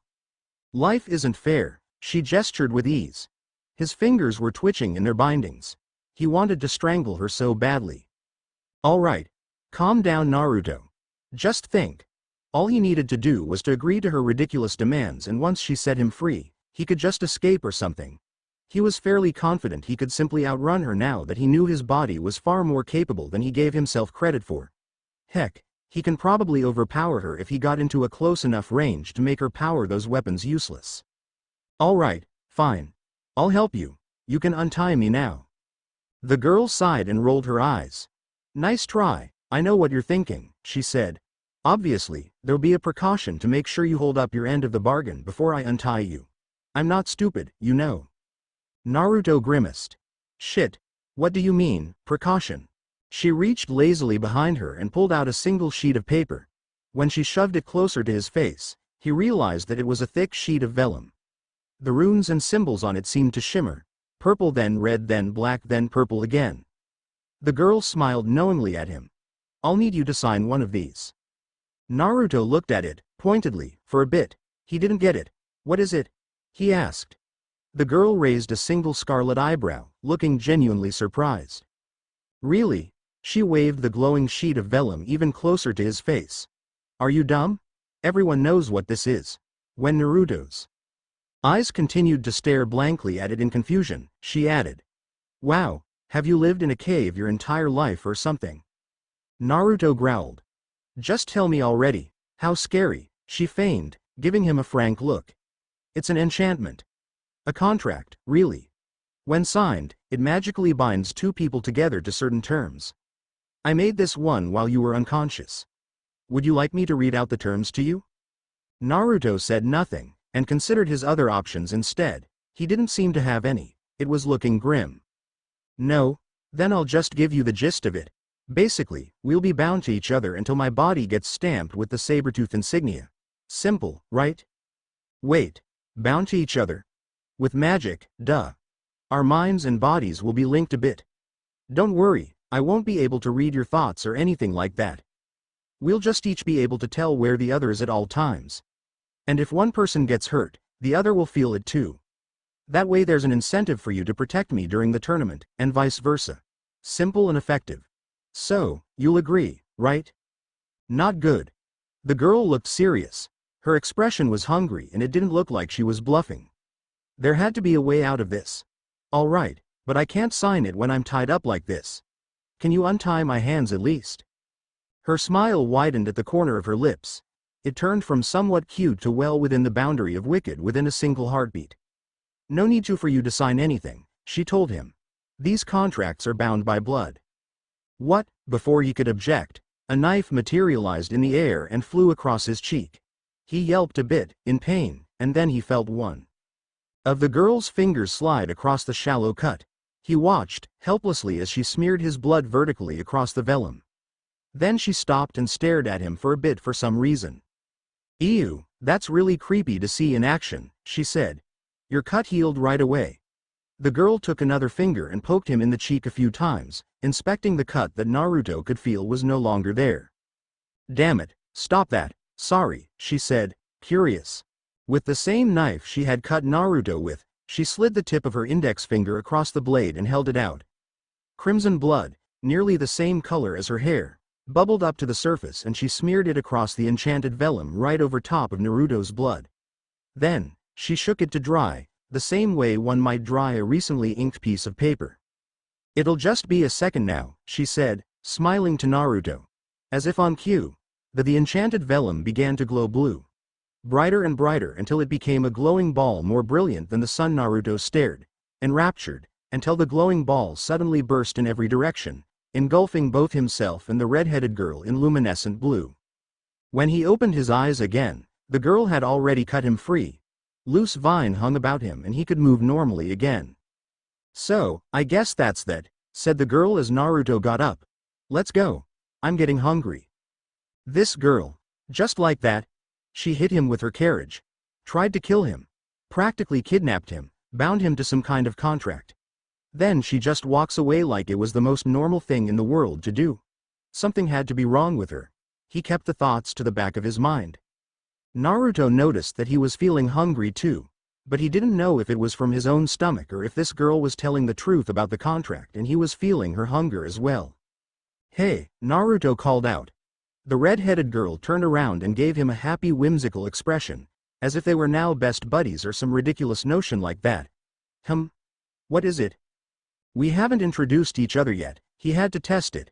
In a gesture of good faith, he raised his hand level, as if to offer the girl a handshake. Puzzled, but not really suspecting anything, the girl reached out to accept it. That was when Naruto made his move. He threw his open hand across her face, slapping her with a blow powered nearly entirely by frustration and anger. Through some unknown phenomenon, Naruto felt the blow to his own cheek just as hard and his head flung to the side from the force of it. His frustration and anger hurt like a bitch. Why you?" growled the girl, shocked and angry all at once. "Take this." Naruto didn't see it, but he sure as hell felt it. She had kicked him. More specifically, she had kicked him in the balls. The pain that exploded within him was indescribable. He saw stars fly across his vision. He instinctively grabbed at his loins, toppled over and curled himself into an awkward position. He groaned, loudly. In front of him, he noticed the red-headed girl now several shades paler than before, mimicking his own movements. It was a long while before either of them said anything. "Oh God," the girl suddenly moaned indelicately. I didn't know it hurt like this." Naruto nodded painfully in agreement, tears in his eyes. "You and me, both." The girl coughed. "Truce?" she moaned. "Truce," moaned Naruto back. "And name's Naruto, by the way." "Farah," she said back, with a lot of difficulty. "Can't say, it's P pleasure. Don't worry," she slowly shook her head. "All mine." Naruto figured that getting kicked in the groin wasn't all that bad. Sure, it hurt like hell. And it incapacitated you for a while if you weren't expecting it. And it sometimes cut your chances of having children in the future. Oh, and did he mention that it hurt like hell? Okay, so it was almost entirely bad. But unexpectedly, Naruto got something good out of it, another of his memories. No, seriously. Naruto had no idea how or why. Perhaps it was the excruciatingly intense pain. Or maybe it was because he had almost blacked out, thus activating his dormant subconscious. Maybe one of that girl's powers was recovering memories through kicking people in the balls. Unlikely, but, in the end, it didn't matter what it was. Just that it triggered a dream, another one. A daydream this time. And as he followed the red-headed girl, Farah, through the forest, he set a portion of his mind to reliving the memory fully. It was a continuation of the one he had about Lucy when they were kids. He was back to the opulent mansion and back to his younger self. And when he searched his 10-year-old thoughts, one quickly bubbled to the surface for him. Lucy's words. And with them came a swell of emotions. "Please Naruto, help me." Those were the words that currently ran through his mind like a poison. He agonized over them. They corrupted his thoughts. Invaded his dreams. He couldn't seem to go a single moment without those words haunting him, bringing him to a cold sweat. He wanted, badly, to be able to do something for her. But he couldn't. Not really. What was worse were the words she had said to him mere seconds afterwards. "Sorry Naruto, forget that." Lucy had said. tears still fresh in her eyes. I don't know what came over me. Sorry, I know there's nothing you can do. This is my problem. Somehow, something. Then she ran away into her room and locked everyone out. That was probably the first time Lucy had ever lied to him, too. He hated it. After that day, everything went about the same as before with Naruto and Lucy. They would attend their magic lessons as they normally did. There would be some bickering and bantering between them, as there always was. When the mood was right, he would joke with her and drag her out of the manor for various adventures, like usual. They would smile and laugh and have their fun, and when a full week had passed, it was like nothing had changed at all. Nothing, that is, except everything. It felt as if melancholy itself had become a vengeful ghost, following him wherever he went. His expensive meals tasted like crap. Fun wasn't fun. Magic classes were boring as hell. Okay, so that hadn't changed. But Lucy had.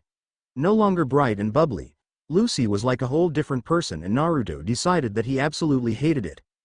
The fake smiles and empty laughter of his best friend in Fury, title pending, was crushing his soul, and he quickly resolved that he would find a way to fix her at any cost.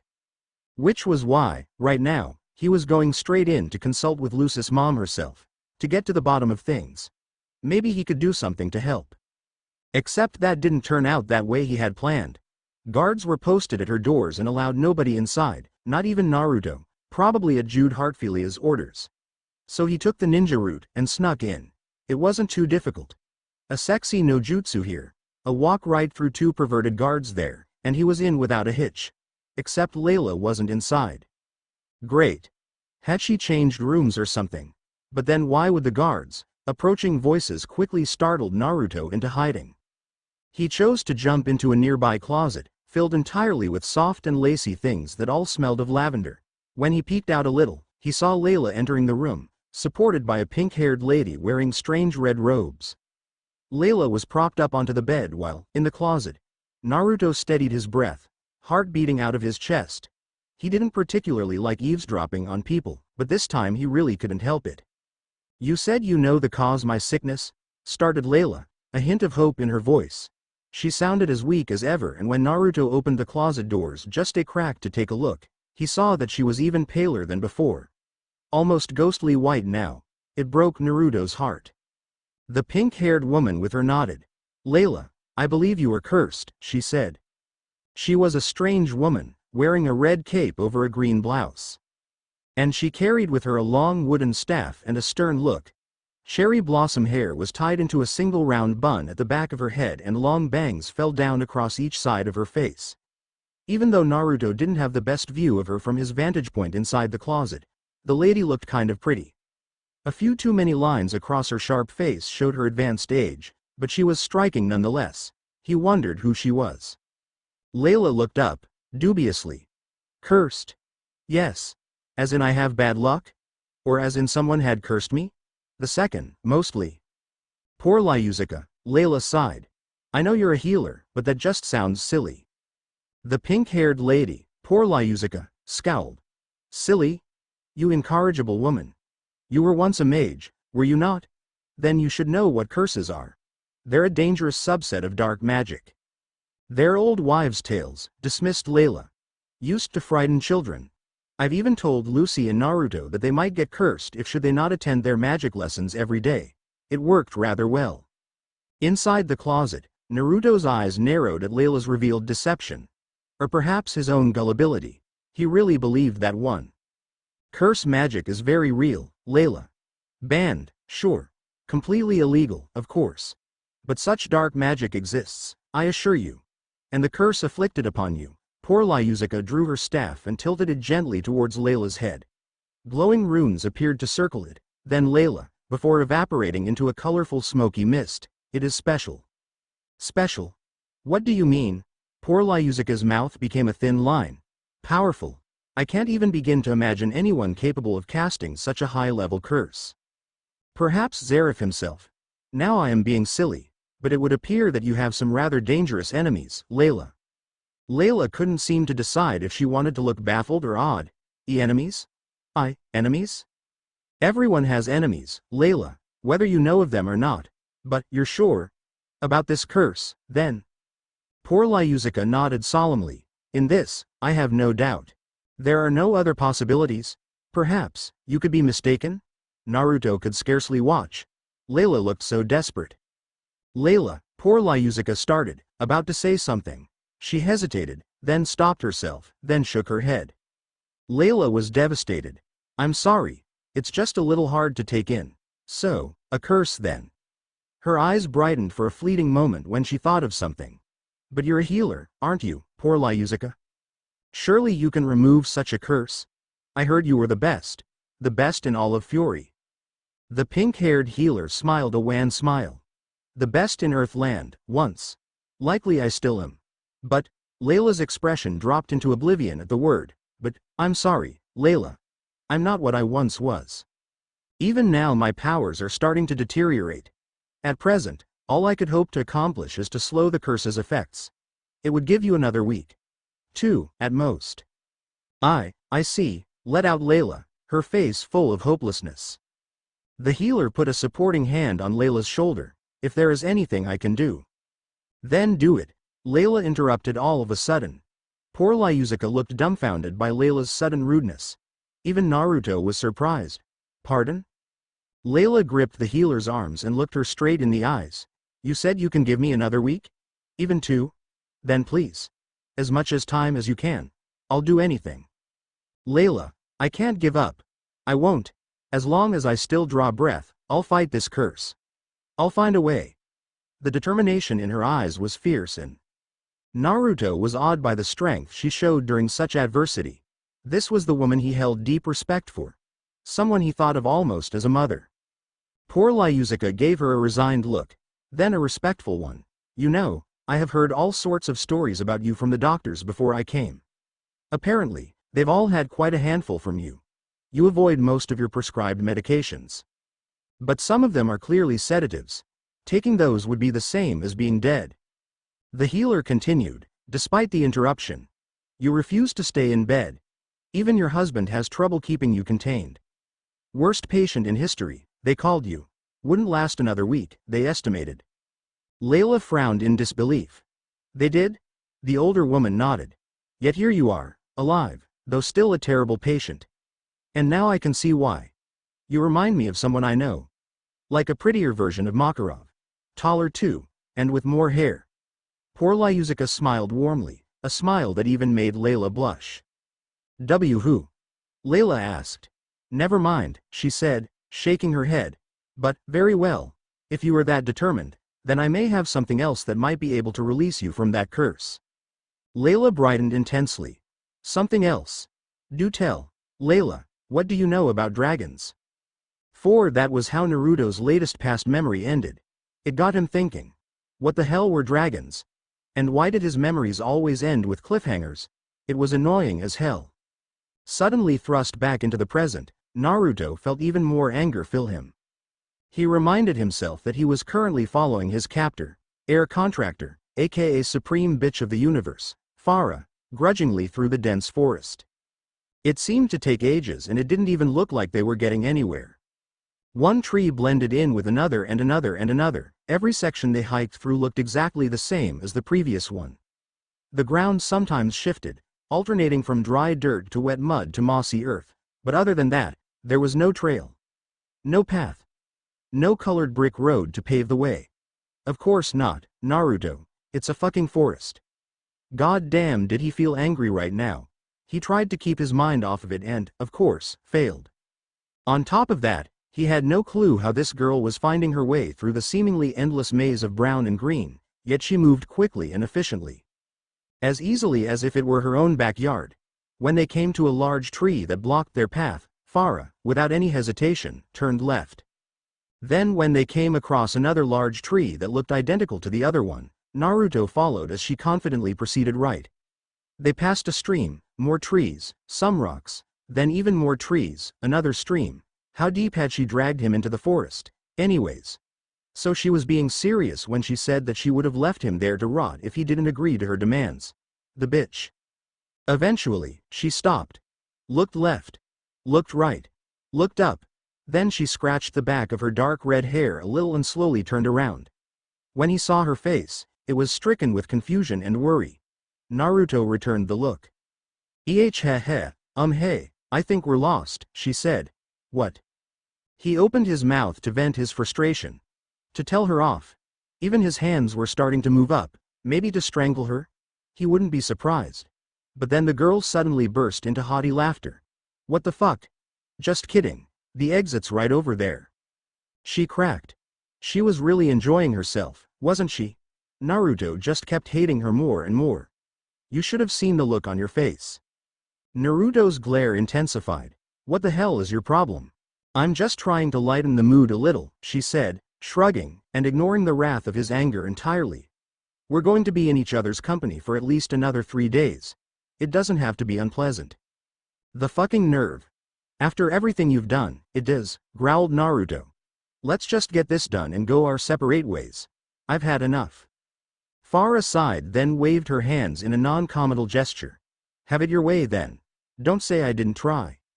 Naruto boiled. He didn't know such anger was possible until now, but barely, he held it in. He was better than this. So he breathed slowly and deliberately, concentrating on other things as he followed her.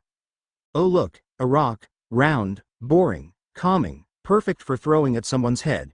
No, Naruto, just keep walking. Focus on the trees. Yeah, the trees. Hey, wait a minute, they've got red leaves for some reason. Same color as her hair. And the flat bark sort of resembles her washboard chest. Damn it, Naruto. Just stop thinking.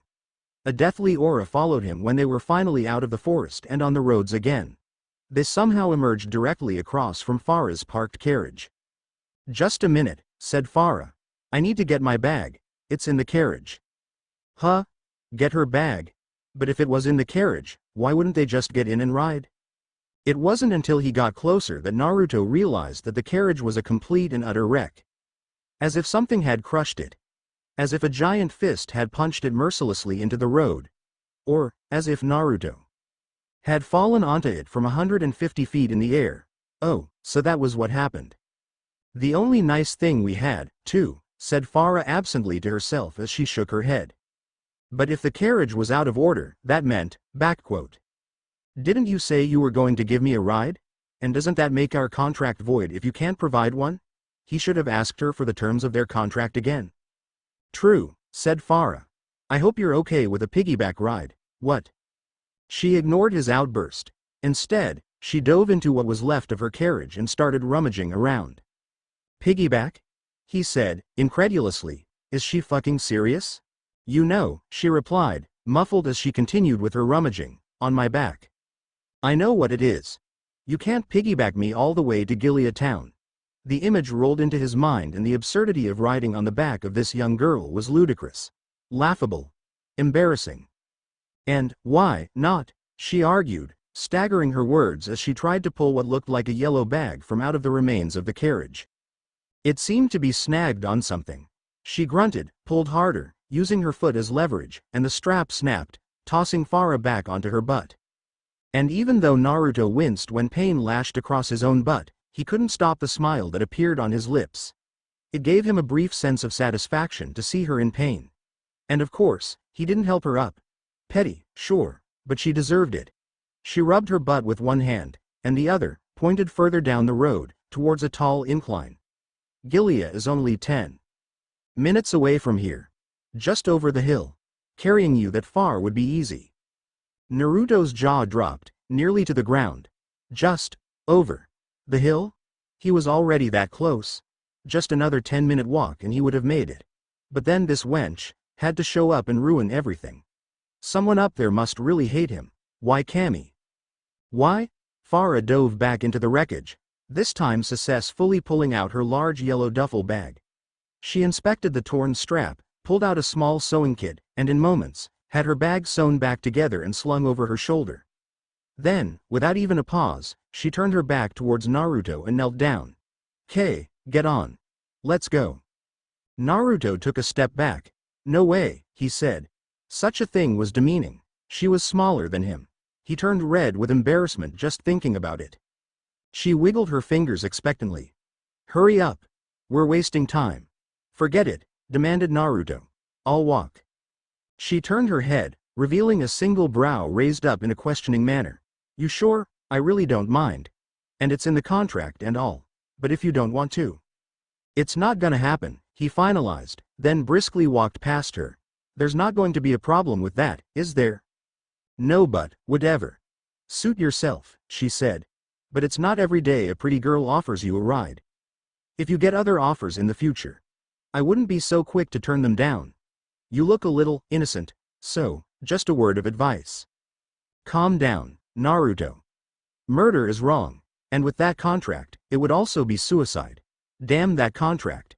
If only there wasn't some stupid magical contract binding me to her, I would surely just. His hands made violent grasping motions. Huh? Did you say something? Farah asked, behind him. It's nothing, mumbled Naruto. You sure are weird. It was a good thing she couldn't see the look of pure murder chiseled on his face from behind. A look that could almost kill. Almost. Damn it. Why almost? 5 Gilead Town. Saber-tooth Guild Hall. Minerva sighed as she stood outside the massive double doors that led into Master Giama's, her father's, study. She was there because the guild's expected visitors had just arrived and she needed to inform him. But seeing her father, for any reason, was always a nervous affair. He would expect perfection from her, especially since she was his daughter. His blood. But right now, anxiety had twisted her features into something less than perfection. Unacceptable. So, she smoothed out the clothing she wore, a sleek keep-out dress decorated with a saber-toothed tiger leaping out from a fluttery cherry blossom design. Then, she checked her hair, tightening the braids that fell behind her shoulders, and making sure the 2 loops on top of her head were perfectly intact. With her appearance corrected, she took in a deep breath and raised both of her hands to open the doors before her. But then she hesitated. Her hands, they looked so frail. So weak. And those were the very traits that her father despised the most. But then again, she was still only 14. Surely her father would understand that she was still just a slip of a girl. Still years away from the woman her mother was. So he wouldn't judge her on such traits alone, would he? Of course, he would. Minerva remembered the great purge that happened only a few months ago like it was just yesterday. Every member of the guild who her father had deemed too weak were rounded up. Every member. It didn't matter if you were a man or a woman, an adult or a child. He didn't discriminate, all that mattered was how strong you were. And in the end, if you weren't strong enough, he called you in. Then he ostracized you from the guild. Not before thoroughly humiliating you, of course. He forced the women to strip, the children to cry, and the men to various other creative and demeaning things. And all of this was done in front of the rest of the guild. In front of one's friends and comrades. In front of secret crushes and loved ones. He didn't want them simply humiliated. No, he wanted them broken then tossed away like garbage. Pathetic, he would say. Look at this trash. Not even fit for entertainment. Her father was an especially cruel man when it came to the weak. Some had tried to fight back, of course. Such was the nature of a proud guild with proud members. But her father was too powerful. Any dissenters were utterly crushed like ants beneath his feet. Their defiance only seemed to help prove his point. That weakness, even an emotional one, would not be tolerated within the guild, his guild. So Minerva decided to hide her hands from him for the time being. From a hidden pocket inside of her keepao, she pulled out 2 long gloves and slid them on. The dark gloves covered her hands and arms all the way past her elbow. When she inspected them again, rather than looking frail and weak as they did before, they were merely feminine and elegant now. Traits that her father couldn't object to. At least not on a girl. She nodded to herself, checked her hair and outfit one last time, then finally opened the heavy doors. They creaked open, loudly. Sitting atop of his throne, her father's perpetually glaring eyes turned to her immediately. He was every bit the severe man he appeared to be. Every visible part of his body rippled with muscle, as if weakness itself could not find a place to take hold on him. The parts that weren't visible were hidden behind a yukata that, aside from covering him, did little to hide his intimidating physique. Large spherical beads, rumored to be powerful lacrima, circled around his collar. And a beard, like white fire, engulfed his entire chin. In a word, he looked fearsome. Minerva, was all he said, but from his tone, it sounded more along the lines of, "How dare you disturb me, impudent daughter?" Inwardly, Minerva gulped, but outwardly, Her demeanor was nothing short of stoic and elegant. She bowed gracefully to him, as was expected of her, and her voice rung clear. "Father, our guests, the Rune Knights have arrived to oversee the tournament." Her father's glare intensified. If that was even possible. "Handle them," he ordered. Translation: "If they interfere with the tournament, your head will roll, Minerva." Minerva bowed again. "Yes, father," she replied, then simply left, taking extra care to not show even a hint of weakness in her strides when she walked away. She dared only to relax when she was out of the room and the doors shut behind her. When they did, she allowed herself a sigh to catch her breath. That had been an unusually long conversation. Usually her father would just wave her off without a word, expecting whatever issue that was brought up to resolve itself. He only took matters into his own hands when the other guilds, the council, or the king was involved. "Handle them," he said. The Rune Knights were sent from the council to ensure that the tournament followed strict rules and guidelines. This meant no killing. No forbidden magic. No dark mages. No excessive brutality. No this. No that. No fun. All these rules tended to force contenders to hold back their true strengths. Such a thing would not do at all. The entire point of the tournament was to recruit the best of the best, after all, and if some stupid rule caused the best to lose, Saber-tooth would end up with a bunch of weaklings as recruits, and her father would be very, very displeased. So she needed to take care of the Rune Knights, but in a way that they wouldn't be harmed and the council would never suspect. She looked down at her hands again and licked her lips, a plan already formulating in her head. 6 Gilead Town. Entrance gates. "All right, we're here," informed the driver of the carriage as it stopped in front of Gilead Town's entrance gates. "Gilead Town, this is where you boys wanted to go, right?" He looked behind himself, towards his passengers, and nearly jumped from sheer terror. Boys? Their names were Sting and Rogue. Just kids, and they were both grotesquely contorted in their seats. It looked like they had just gone through the worst kind of torture imaginable, and their faces were pale blue remnants of what they were before, ghastly with only the whites of their eyes showing. Drool, or was that vomit, leaked out from the corners of their mouths. The driver would have thought them both dead had they not suddenly moaned and crawled their way out through open door of the carriage. The driver tried to help them, or at least check to see that they weren't zombified or something. "You two, what happened?" he asked, before he jumped again. From the corner of his eyes, he caught a piece of the boy's luggage unnaturally squirming around. It nearly gave him a heart attack. And now what is going on? The duffel bag burst open and one of the strangest looking creatures he had ever seen burst out from it. It resembled a cat. That is, if a cat could walk on its hind legs. It had red fur and wore a blue vest, and even more absurd than that, it spoke. Pooah! It was hot in there. The red cat looked up to the carriage driver, who stood there speechless. "Who are you?" it asked. The carriage driver backed away slowly. Very slowly. Who knows how such a creature might attack him? "Oh right, you're the driver," the cat recalled. "I'm Lecter, nice to meet you." It bowed. The driver bowed back sheepishly, the motion robotic and automatic. "Where's Sting?" Lecter made some descriptive motions. "Blonde hair, 10 years old, yay high." The driver pointed to the 2 almost corpses in the near distance. Lecter looked to them, smiled, then turned back to the driver and thanked him. "Don't worry about them," said Lecter. "Happens all the time when they ride, well, anything, really." The driver nodded slowly, still backing away. Lecter pulled out a second duffel bag and unzipped it, revealing another cat creature, this one green and wearing a pink frog costume. It slept peacefully inside the bag until Lecter kicked it. "Frosh, wake up, we're here." Frosh flew.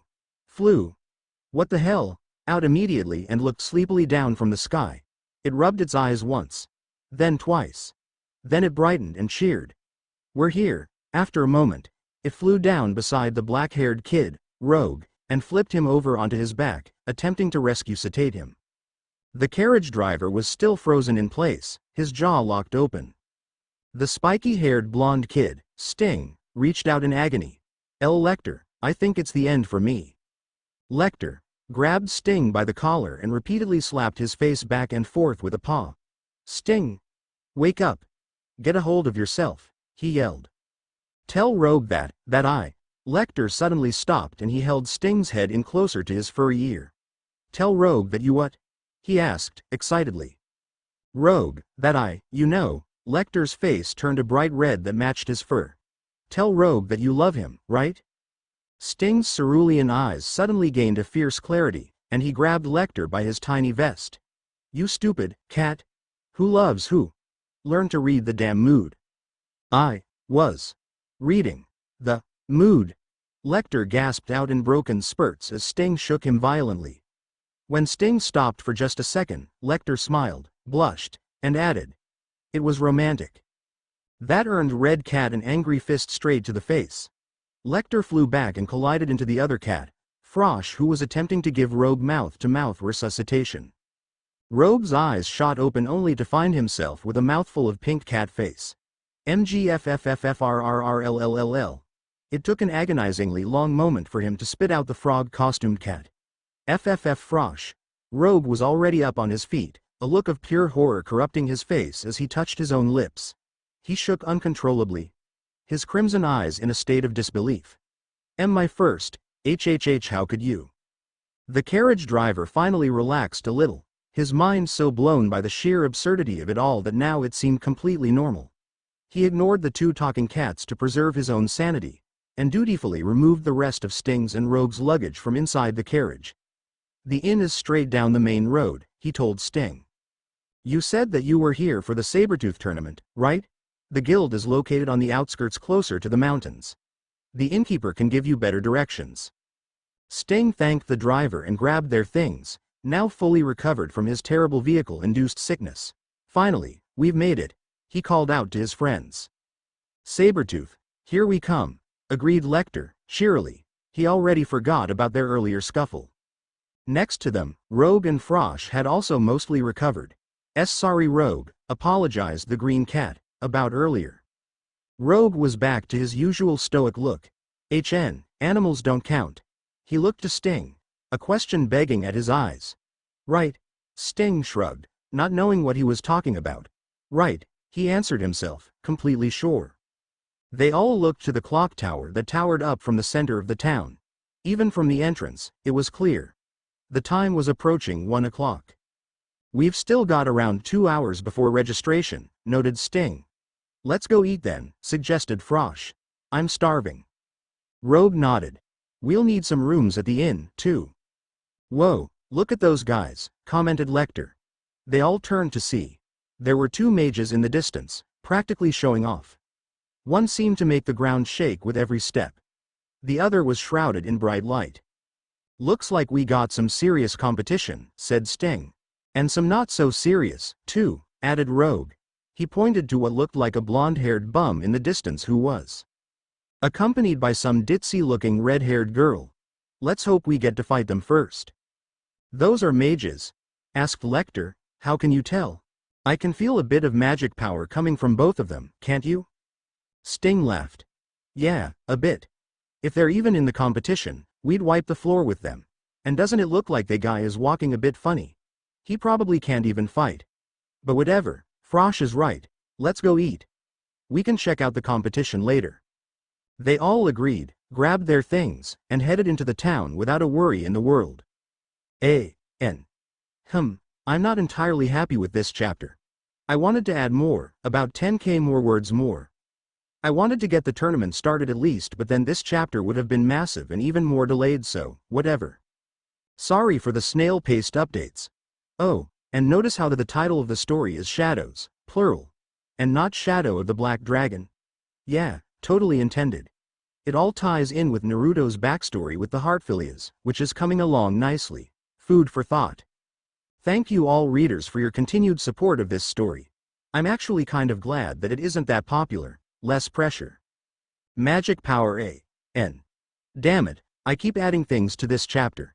It just didn't make sense to make it into a new chapter, so I added about 2k words to the end of this one. New stuff is in section 3, I also edited my previous chapters a little. Added some sentences here and there. Took others out. Just subtle, mostly contextual changes, really. But now I see why most authors write up entire stories before publishing them. It's just easier that way. If you're confused about who Farah's sister is, come on guys, my hints weren't even that subtle. See the author's note at the end of this chapter. Chapter 4. Magic Power. Gilead lay nestled away between a teeming forest, a steep canyon wall, and a massive mountain.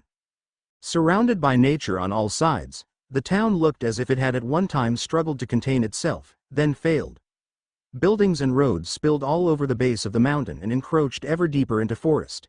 With a population closing in on 100,000, Gilead was more like a small city than just a mere town. The buildings at its core were huge and numerous, the streets were busy, the roads packed with countless vehicles going about in every direction.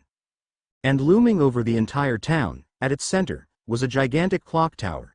It struck 1 o'clock just as Naruto and Farah passed through the entrance gates. The bell chimed loudly, as if heralding their arrival, but was quickly drowned out by Farah's squeal of disapproval. "It's 1. She cried out in disbelief. Already. She turned to Naruto and gave him a look of consternation. She hesitated a bit before following up with, "I have to go." "Huh?"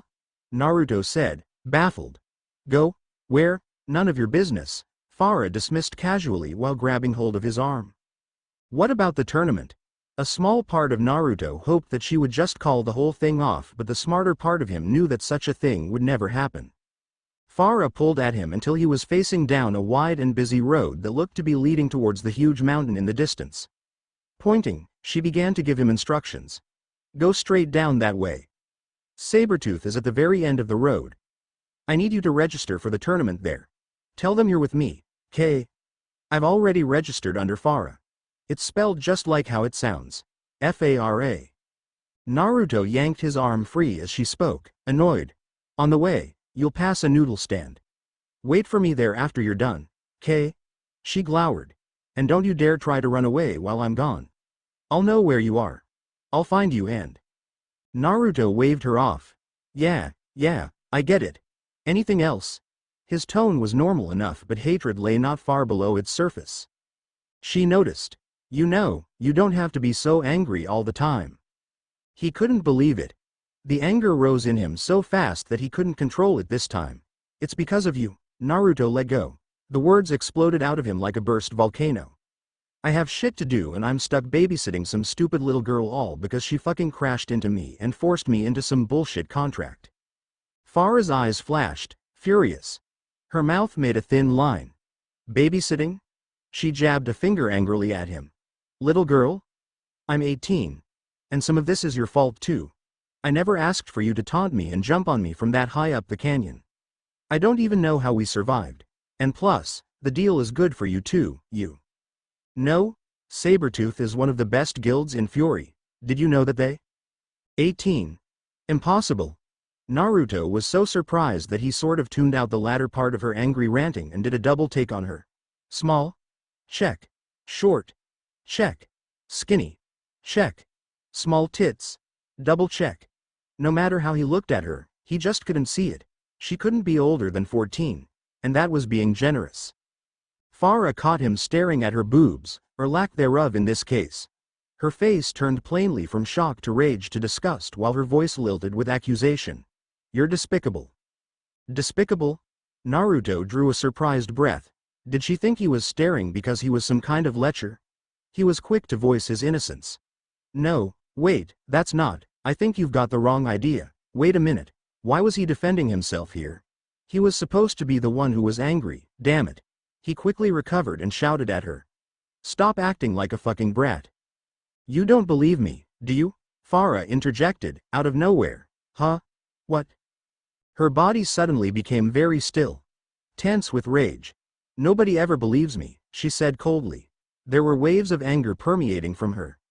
Then all of a sudden, she was glaring at Naruto with 10 times the intensity she had before. "You're just like them. You all look at this," she said, while gesturing her height. "This," she pointed at her face. "And these." She actually cupped her own breasts. "And you all just assume that I'm just some little girl. But that's what you look like," Naruto snapped. "Well, I'm not, it's not my fault I didn't get the good genes," she continued hysterically. "It all went to stupid Nae-san with her perfect face and perfect boobs and perfect everything, while I'm stuck looking all cute and innocent. She's only a year older than me. A year. A year can't be that much different. It's not fair. And you know what else isn't fair? The fact that I'm stuck here doing everything she's supposed to be doing just because she forgot about us. Can you believe it? She just leaves and forgets about us. She even changed her last name. She hates us so much that she won't even admit to being a part of the family anymore. Naruto took a step back. Apparently, he had unknowingly hit some kind of nerve with Farah and now had no idea how to make her stop. Wait a minute, why did she say us? Who was us? She certainly wasn't talking about him, right? I even came to see her in Magnolia, but she's all so busy with her dumb mage friends that when I was right in front of her, she doesn't even acknowledge my existence. Do you even know what that's like? It feels, ugh. It sucks. It's not fair. Not fair at all. I bet if Mom and Dad were still alive they'd say I was in the right here. They'd definitely take my side. They would scold her and tell me that, they would say that sometimes, that life isn't. A tear fell down her cheek. She paused, confused as to why her face was suddenly wet, then she wiped it away like it was simply a nuisance and stared back up at Naruto, as if she had just awoken from a bad dream. I was ranting, wasn't I? Naruto nodded blankly. His anger had evaporated and turned into something more like confused shock. This girl was crazy. And apparently had a lot of problems. Not something he wanted to deal with right now. Whatever, she said, dismissing the issue entirely. I'm done. Just forget about all that stuff. It has nothing to do with you. Then she scratched her head. What were we talking about before? Naruto, reluctantly, gave in. He just wanted to get away from her now, even if it would only be temporary. You said you were going to go somewhere and that I should go register for that tournament and meet up with you later, at some noodle stand. She eyed him, suspicion emanating from her stare. All right, she said, lids narrowing even further. And you better not try anything funny. He raised his hands in what he hoped to be a placating gesture. I won't, so, can I go now? She beamed a threatening glare at him, but it quickly relaxed. She sighed relief. Okay. Suddenly smiling her perky too happy smile, she added. Sorry for leaving you like this. I'll try to be quick. Naruto averted his eyes and quickly turned to the direction she pointed out to him, towards the road that led to Saber-tooth. It was busy, full of people, and he wanted to get lost in it as soon as possible. But just as he was about to take a step. Hey, wait a sec, she called out. Naruto, right? Naruto tiredly turned back towards her. What now? Thanks, she said. For doing this for me. Helping me with the tournament, I mean.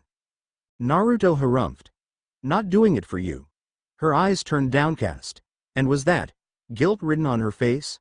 Naruto didn't think she had it in her. I know, but thanks anyways. You have no idea how much this means to me. I'll treat you to something at the noodle shop, okay? Naruto just shook his head and kept walking. Naruto could feel her as he walked. Farah, that is. Even when it was obvious that they were nowhere near each other, it was strange, like an unnatural sixth sense. Like some kind of magnetic pull towards her general direction. No, it wasn't really like that. It was more like he remembered where he had left her, yet that memory was always changing as she continued moving through the town. Something like that. It was very hard to explain. Whatever it was, he knew that Farah was feeling it too, and so he didn't bother with thinking up pointless schemes of escape since she'd easily be able to find him. She seemed like the type who would hunt him down to the ends of fury. So he just left the feeling alone and focused on his current errand. The faster he got this tournament over with, the faster he would be free from Farah. Besides, he had other business to do while he was here anyways. It was a good opportunity to meet the master of Saber-tooth and get started on sorting out his magic-induced amnesia. Naruto didn't exactly know what to expect as he traveled towards Saber-tooth. He watched the horizon for unique-looking buildings or signs, not really having any idea of what a mage guild should look like in the first place. In his head, he imagined a floating castle or maybe some tall ominous-looking tower surrounded by crows. Or maybe it was in a cave burrowed deep in the mountain. That would be interesting. The road suddenly veered a little towards the east, and as Naruto followed it, he found himself passing through what appeared to be a shopping district for magic. The road was lined with strange shops, on both sides, selling everything from tomes, scrolls, and magical trinkets to various sorts of lacrima crystals and even magic spells.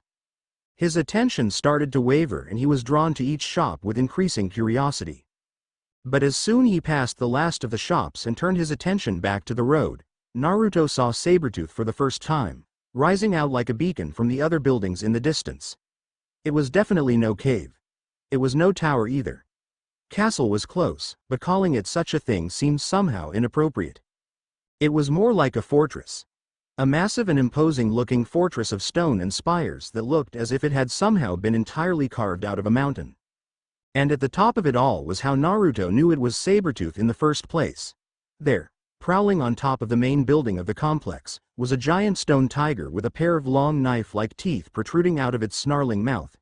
It was clearly a stone statue, but Naruto swore that it looked alive, like it might leap down and tear him to shreds at the slightest provocation. Shivers leapt down Naruto's spine as he continued. The other buildings on the side of the road eventually gave way to ominous-looking red banners imprinted with the saber-tooth insignia. They gave the guild a bit of a military feel. He kept following the path laid out for him until glowing letters shot up from the ground in front of him, stopping him in his tracks. Guest detected, it read, followed by, "Welcome to Saber-tooth." Then, "Please visit information services." The letters then merged together, forming an arrow that pointed down towards another stone-paved path before promptly disappearing. The path led Naruto to a smaller, nondescript building, and through its doors was a big room with a single wooden desk stacked with ledger books and papers. Sitting at the desk was a young, beautiful, receptionist with curly dark hair, tied into a ponytail, and bright amber eyes. A black saber-tooth insignia was stamped on her collar. Before her were 3 other people, all in a single line in front of the desk, so Naruto settled at the back of it. His mind wandered to other things as he waited in line, mostly oblivious to the people in front of him. Racking his brain, he tried to see if there were any other memories lingering in his mind, just waiting to be discovered. He thought back to the night of the incident, back to the mysterious girl he now dubbed Pawn. He tried to remember her piece by piece. Her eyes were gorgeous. Her face, blurred. Shapely legs, amazing rear end. Breasts that were so big they had to be fake, yet so naturally shaped that they were probably real. Damn it, Naruto, keep your mind out of the gutter. What about her hair? It was long, that he knew for sure, but the color, it was dark, right? Darker. The image he recalled was mostly black and white, but her hair was definitely on the darker side of the spectrum. Next please. And her name. Her name was killing him. There was definitely an A in it somewhere. An ah sound. Emilia? Anna? Abby? Wait a minute, did it even start with an A? Brilliant, Naruto. An ah sound. That narrows it down so much. He glared at the marking on his forearm, the one that if he could just somehow, magically unseal, would give him a scroll with her name. Damn clone. Damn memory loss. Damn, everything. Ahem. Naruto blinked. The people in the line in front of him had suddenly disappeared. The beautiful receptionist smiled at him. She had perfect full lips. "How can I help you?" she asked. Her smile flickered a bit when she got a closer look at the horrendous state of his outfit, but he was already so used to such reactions that he barely noticed. "I'm here to sign up for the tournament," said Naruto as he approached, trying not to stare as he got a better view of certain assets so easily displayed behind a low-cut shirt. She nodded and shuffled through the ledger books. "Name?" she asked, without looking up. "Naruto," he said, doing the same. "Uzumaki. Entering alone?" "Actually I have a partner," he answered, quickly. "Her name is Farah." The woman looked up momentarily to either side of Naruto, then back to him, prompting him to explain. "She's not here right now. She told me that she'd already registered." The woman's eyes regained their clarity and she nodded, flipping through another set of ledger books until she came across a particular page. "Ah, here we are, Farah Aegis." Aegis? Did Farah ever tell him her last name? The receptionist tapped the spot in the book where Farah's name was written and a small magical image popped out. A miniature, semi-translucent version of Farah posed floating above the book. Is this her? Naruto stared at it for a bit, heat rising to his cheeks as he did. Yeah, Naruto confirmed, though reluctantly. "Who does that?" Her image was standing in an ridiculously enthusiastic and embarrassing pose. "That's her, all right." "Naruto, Uzumaki," she said aloud, writing his name into the book. Then she looked up and smiled politely again. So, I just need to ask you a few questions as part of the registration process. Okay. He agreed hesitantly, hoping that the questions wouldn't be personal. He might not be able to answer them at all with his amnesia. First of all, what kind of magic do you use? Be honest, please, and include any dark, lost, or forbidden magic you can use as well. Don't worry, everything you say here is completely confidential. Nothing you tell us will ever leave Saber-tooth. We just need to know so we can prepare the arena for your matches accordingly. I should also let you know that any surprises will result in immediate disqualification of both yourself and your partner. And you'll probably have to deal with Master Gilead too. She shifted uncomfortably in her seat and leaned forward a bit, as if to tell him a secret. And trust me, you don't want to be on Master Gilead's bad side. My magic, huh? Naruto scratched the back of his head. I can walk on walls, he said. The receptionist's eyes squinted quizzically for a bit before she nodded in understanding. Ah, so gravity manipulation, then. We haven't had one of those in a while, she said absently, jotting it down into the ledger. No, it's not exactly gravity manipulation, he corrected. She looked up, confused. Wind manipulation, then? Naruto shook his head. I just walk up walls. Magnetism? Nope. Then it's telekinesis. When Naruto shook his head once again, the receptionist furrowed her pretty, perfectly groomed brows. Explain. Since there was nobody else in the room, Naruto decided to show her instead, and walked towards the wall behind the desk. He still had no idea how he did it, but when he put his foot on the wall, he could feel some force holding it in place. Casually, he walked up the entire height of the wall and then onto the ceiling, hanging there while the receptionist blinked a few times. How does it work? She asked. Naruto shrugged. Not really sure, he answered. Honestly, can you do anything else with it? Naruto scratched his head again when he jumped back to the ground. I haven't really used it all that much, but I can probably walk on other things too. The receptionist smiled politely, but the doubt was already clear in her eyes. What a, fascinating ability. So fascinating that she didn't even bother putting it into the books. So, can you do anything else? Or, she twirled a pen through the air. I heal really fast, Naruto recalled, and my body is pretty tough. The receptionist did seem appreciative of Naruto's tight physique as her eyes wandered all over him, but then she sighed. Look. Naruto, is it? You're cute, but I don't think you quite know what you're getting yourself into here. He didn't know what to make of the "you're cute" comment, but he opened his mouth to debate the rest of it. She stopped him with a raised hand. Let me finish. You'll be facing mages who can control the very elements. Fire, earth, water, air, they'll literally throw those things at you. Some can even summon mythical monsters. You'll be dealing with real magic there. Dangerous magic. Just look to your partner. It says here that she can re-equip weapons and throw them telekinetically. She even has limited flight. But your magic, walking up walls, and a bit of healing? They're well, not really suited for this tournament. Then she added quickly. I'm not saying they're bad exactly, just that they'd be much more useful elsewhere. Naruto could tell that she was just trying to be polite with him, and now that he thought about it, his magic powers were pretty lame. But, oh yay, Naruto remembered, I'm pretty strong too. Oh. The receptionist regained a bit of her interest at that. Athernano enhanced strength? How strong are you? Well, wait here, she said, disappearing into a door at the very back of the room.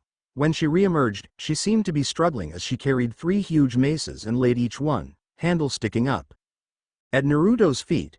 Looks like he needed to break something to prove his strength. So, said the receptionist. She collapsed back into her desk, seemingly out of breath. Start with that one. She pointed at the one with the green handle. Just lift it. That's it? Asked Naruto, surprised. It seemed too easy. That's it, she confirmed. Naruto grasped the green handle with one hand, thinking it to be a piece of cake. Then he tried to lift it. It wouldn't budge, at all. Both hands please, commented the receptionist. Don't want you to hurt yourself. Naruto, just then, remembered that this woman had all 3 of them in her arms when she brought them out. So with his pride on the line, he gripped the green handle and lifted, as hard as he could, with both arms. The thing must have weighed a ton. He managed to lift it, but barely. Every second he held onto it was a second he felt like he might tip over. "Good, you can drop it now," said the receptionist. He did so, gladly, relief plain on his face.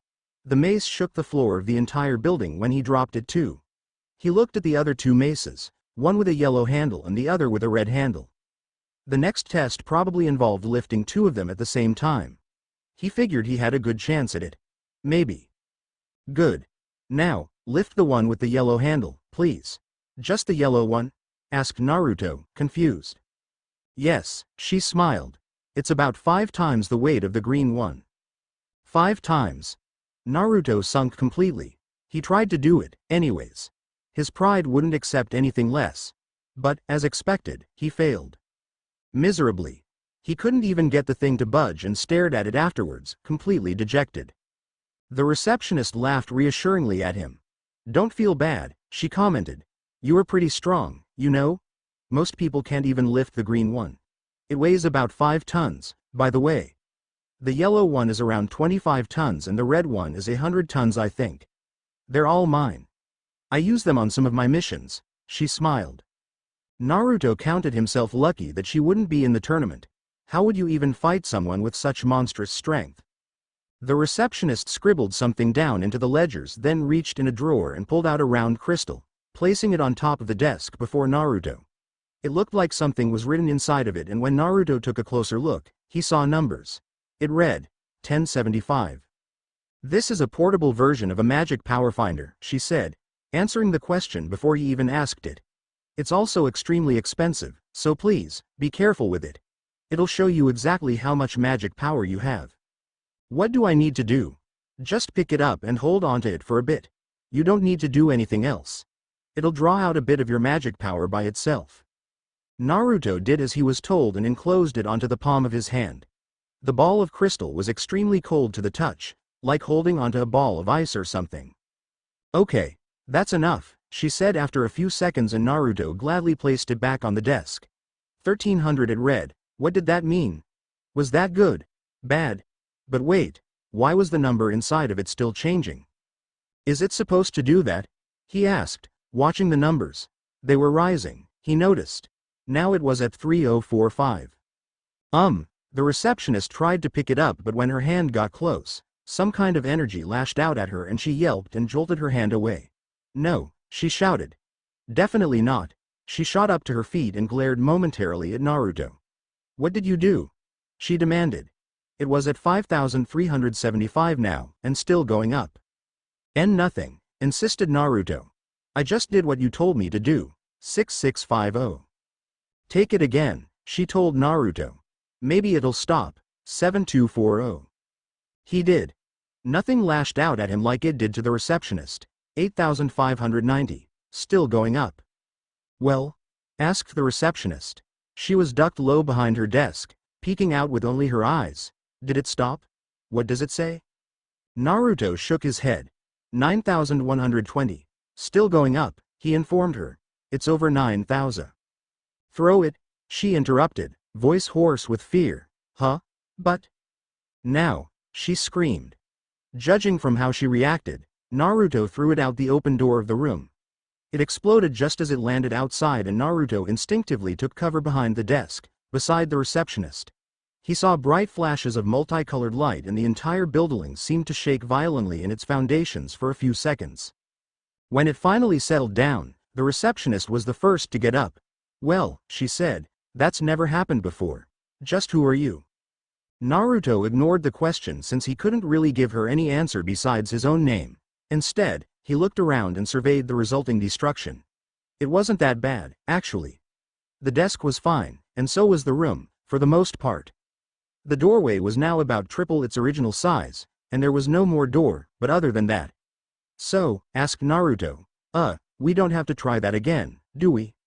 She glared down at him.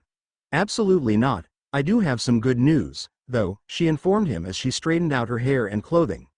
Naruto hadn't the slightest idea why. She somehow looked even more beautiful when she was slightly disheveled. "You're approved for a special bracket of the tournament." Yay?" asked Naruto, unsure. "What does that mean?" "It means," she continued, "that if you make it into the guild, You'll automatically be promoted to S-class and you'll receive all the benefits that it brings. Naruto noticed that her tone wasn't very congratulatory, though. In fact, she seemed downright sorry for him. Is there a catch? Just one, she confirmed, eyeing the place where the round magic power finder lacrima crystal originally sat. If you make it in, 500 and, her eyes peered over at the blown-up entranceway too. Make that 690,000 joules will be deducted from your pay. If you don't make it, you'll soon have several, persuasive, debtors making sure that you pay up. Congratulations and good luck, Mr. I Can Walk on Walls. I think you'll need it. 3. Naruto must have spent a good half-hour with the Saber-tooth receptionist. A half-hour that wasn't particularly productive, either. In fact, due to the sudden acquisition of his new 690,000 joule debt, it was more of the opposite. Mounds of paperwork had to be filled out and initialed and signed, and then stamped again by the receptionist. And because of his amnesia, it felt more like an intense mind-rattling test than just mere paperwork. He mostly fabricated everything. Hometown. Why, Magnolia Town, of course, the name of the town that his clone had mentioned before. Address? 100 Strawberry Street. Sure, why not? He had made it up completely, though he didn't know why a strawberry of all things popped into his head at that exact moment. Birth date? July 1st sounded pretty good to him. There were dozens of other questions, and by the time he was finished with them all, he was sweating profusely and was thoroughly, mentally exhausted. Having to lie about everything was no joke. So then, Naruto Uzumaki. You're a 35-year-old ramen cook who lives in Magnolia Town. You're also married, to a girl named Lucy. And you have 2 children, named Layla and the other, Grandpa Bello? The receptionist squinted hard. Am I reading that right? Just Bello, Naruto corrected quickly. Bello Uzumaki. He should have went with Jude. In any case, Farah was right about one thing. He was a horrible liar. Grandpa is just a, nickname. The receptionist flipped through all of his paperwork again before she looked up and folded her hands on top of her desk. She then threw on a perfectly polite smile as if she were trying to mask the obviously leery look in her eyes. This is all bullshit, isn't it? Shit. Busted. And so fast, too. Naruto shook his head vehemently. No way. It's all true, I swear. The receptionist rolled her eyes. Right, they all say that. Why should I believe you? Naruto gave her the most sympathetic look he could muster and tried to come up with something to defend himself with. It's because, damn it, should he just mention his amnesia? For some reason, he felt like he shouldn't. At least not now. So maybe change the subject instead. Because wait, why did he change the subject to her? What was he supposed to say now? Because she's what? Come on, think, Naruto. Because she's what? Pretty. Oh crap, he didn't actually say that, did he? He looked to the receptionist like a startled animal, and his expression took a turn for the worse when he saw the hard look she was returning to him. Because she was pretty. What the hell was he thinking? So he tried to smile, to pass it off as a lame joke despite how horrified he actually was. Their eyes met for what seemed like a millennia or two, and then she sputtered into hard laughter. Well, you're just full of surprises, she said between bouts of laughter. Bold. I like that. Don't worry, I was just giving you a hard time. Everyone lies on these things. They're more of a formality than anything else.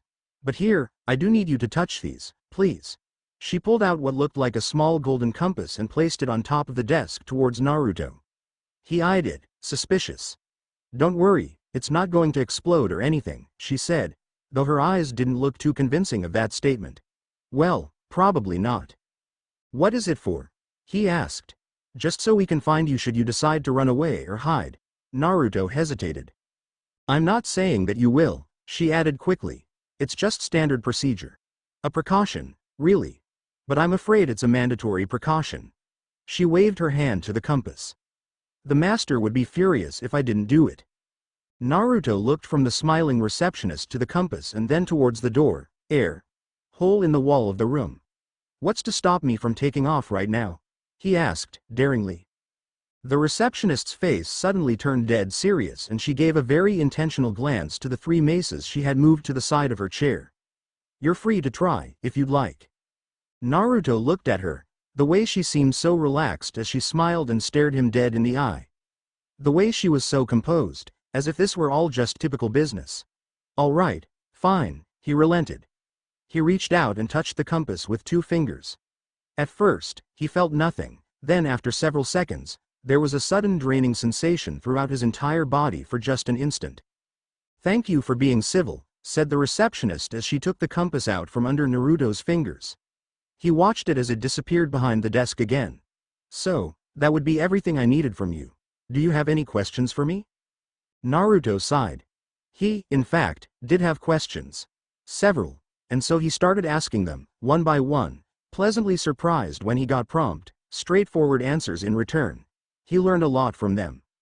His first match in the official Saber-tooth entrance tournament was scheduled for the afternoon of December 1st, X 784. Which was tomorrow, apparently. This was significant information for Naruto who, up until now, had no idea what the date was. He also happened to learn that the Saber-tooth receptionist's name was Ria, that she was an A-class mage, who only took up reception duties for the tournament because the pay was so good. She was also currently single because she had accidentally broken her last boyfriend. Naruto couldn't tell if she meant that literally or not, nor had any idea why she even mentioned it in the first place, so he ignored it with an awkward smile and a nod. He asked about his magic power and it somewhat opened his eyes. In the ledger books, he was marked as having 9,999 magic power, but both Naruto and Ria knew that his magic power was definitely higher than that. Apparently, this put his magic power on par with those of the 10 wizard saints. It was impressive, according to Ria. But Naruto had no idea what a wizard saint even was and he didn't feel particularly inclined to ask her about it. It did bring up an obvious point, though. What the hell was he supposed to do with all his magic power? "So you really can't do anything but walk on walls?" commented Ria. "If so, you're going to be in for a world of hurt." Naruto thought about it for a long moment. If he actually did have all that power, it was bound to show up in one way or another. In fact, there was a good chance they would appear during the tournament itself. "Hey," he started. Ria looked to him expectantly. "I don't really know the full extent of my powers yet," admitted Naruto, truthfully. "And it would suck if I got disqualified if, they decide to just show up during the tournament, so, can we do anything about that?" Ray's eyes twinkled. "Ooh, a mysterious one, are you? I like that." She nodded and went through the paperwork again. "In that case, I'll just mark you under the bubble category. There should be no problems then." Bubble category. Ria nodded. "Like I said before, we only want to know what your powers are so that we can prepare the arena. We don't want unfortunate incidents where the competitors destroy the arena or accidentally hurt the audience. The bubble category just means that your matches will all take place in a magical, impregnable barrier. A bubble, so to speak. We don't like using bubbles because it makes it a lot harder to see the fight. Also, you can't really hear anything from the outside, either, so it sort of hurts the entertainment value. People pay good money to watch the tournament. It would be bad if they're disappointed. But sometimes, we don't have a choice." "You make money off these fights?" asked Naruto, amazed. "Well, of course," she said, with a slightly puzzled look. "Recruiting stronger members is only one point of the tournament. The other is to raise money. Mage guilds are technically businesses too, after all." Naruto didn't argue with it any further and, in the end, agreed to the bubble thing. He asked a few more questions after that, these ones pertaining to Master Gyama. The most important thing he learned was that gaining an audience with Master Gyama would be a lot harder than he thought. The master of Saber-tooth was apparently completely unapproachable to outsiders. So to see him, Naruto would either have to A. Get accepted into the guild first or B. Talk to his daughter, Minerva, after the conclusion of the tournament. He asked if there was a way to see Minerva before the tournament started, but Ria told him that Minerva would be far too busy organizing it to give him the time of day. As a consolation, Ria agreed to introduce him if he was still in One Piece, tomorrow, after his first day of matches. With nothing to lose and no other leads, Naruto, again, agreed, and they made arrangements for the meeting to take place at some cafe. He tucked the address away into the pocket of his tattered cloak. Finally out of questions, Naruto took his leave and walked out just as a couple of cocky-looking boys with their dressed-up pet cats entered through the hole in the wall. He squinted as they passed. They looked younger than Farah and he hoped he wouldn't have to face them at any point in the tournament. Imagine beating up a pair of little kids. He shook his head in shame as he made his way to the noodle shop to rendezvous with Farah.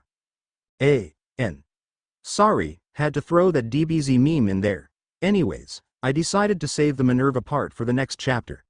Can't believe it's already past 25k words. My writing style is sure long-winded. Anyways, Farah is Urza's little sister. I think the clues I gave were more than enough. I'm slowly setting up Naruto's future relationship with Urza by using Farah, pretty much. Also, Pawn is not Lucy. Lucy plays an important role though, so I might have her get together with Naruto later on in the story. I should also tell you that this story eventually merges with canon and will do so at Tenro Island before the time skip.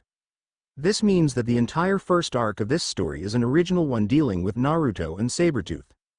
And yes, I understand that Naruto's ideals and Saber-tooth's clash.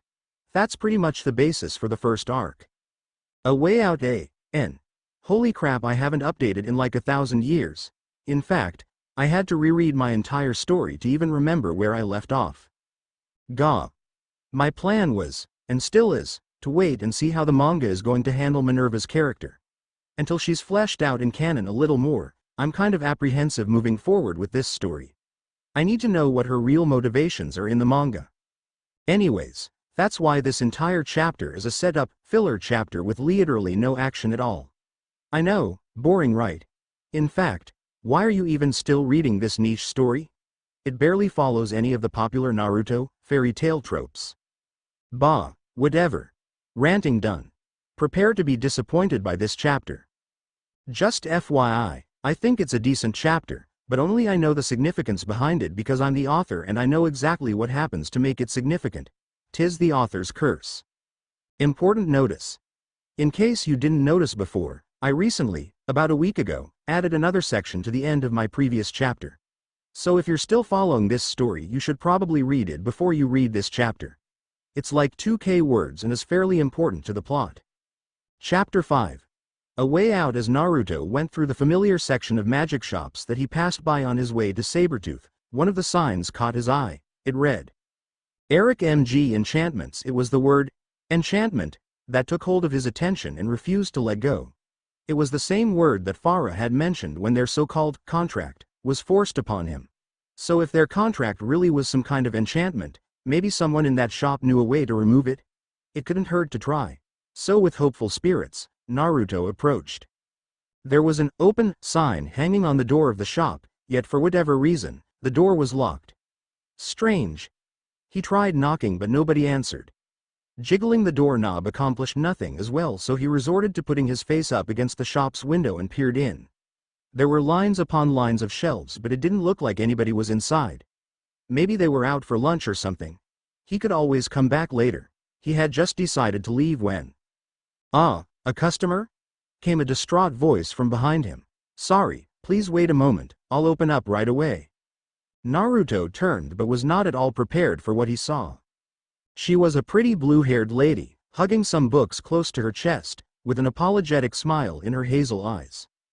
And as she worked on unlocking the door to the shop, Naruto stared, dumbstruck, not because she was all that remarkable, but because her face and profile had struck him with such a strong sense of resemblance that he couldn't help it. He was all but certain that he knew her from somewhere. Or maybe it was just his messed up memories playing tricks on him. Either way, she didn't look like she knew him at all. The lady was perhaps in her mid-30s, fair-complexioned with long, slightly wavy, azure hair braided at her back. But, wait a minute, she was also wearing some decidedly manly clothes. Gray trousers, a tucked-in white dress shirt, and a gray vest over top.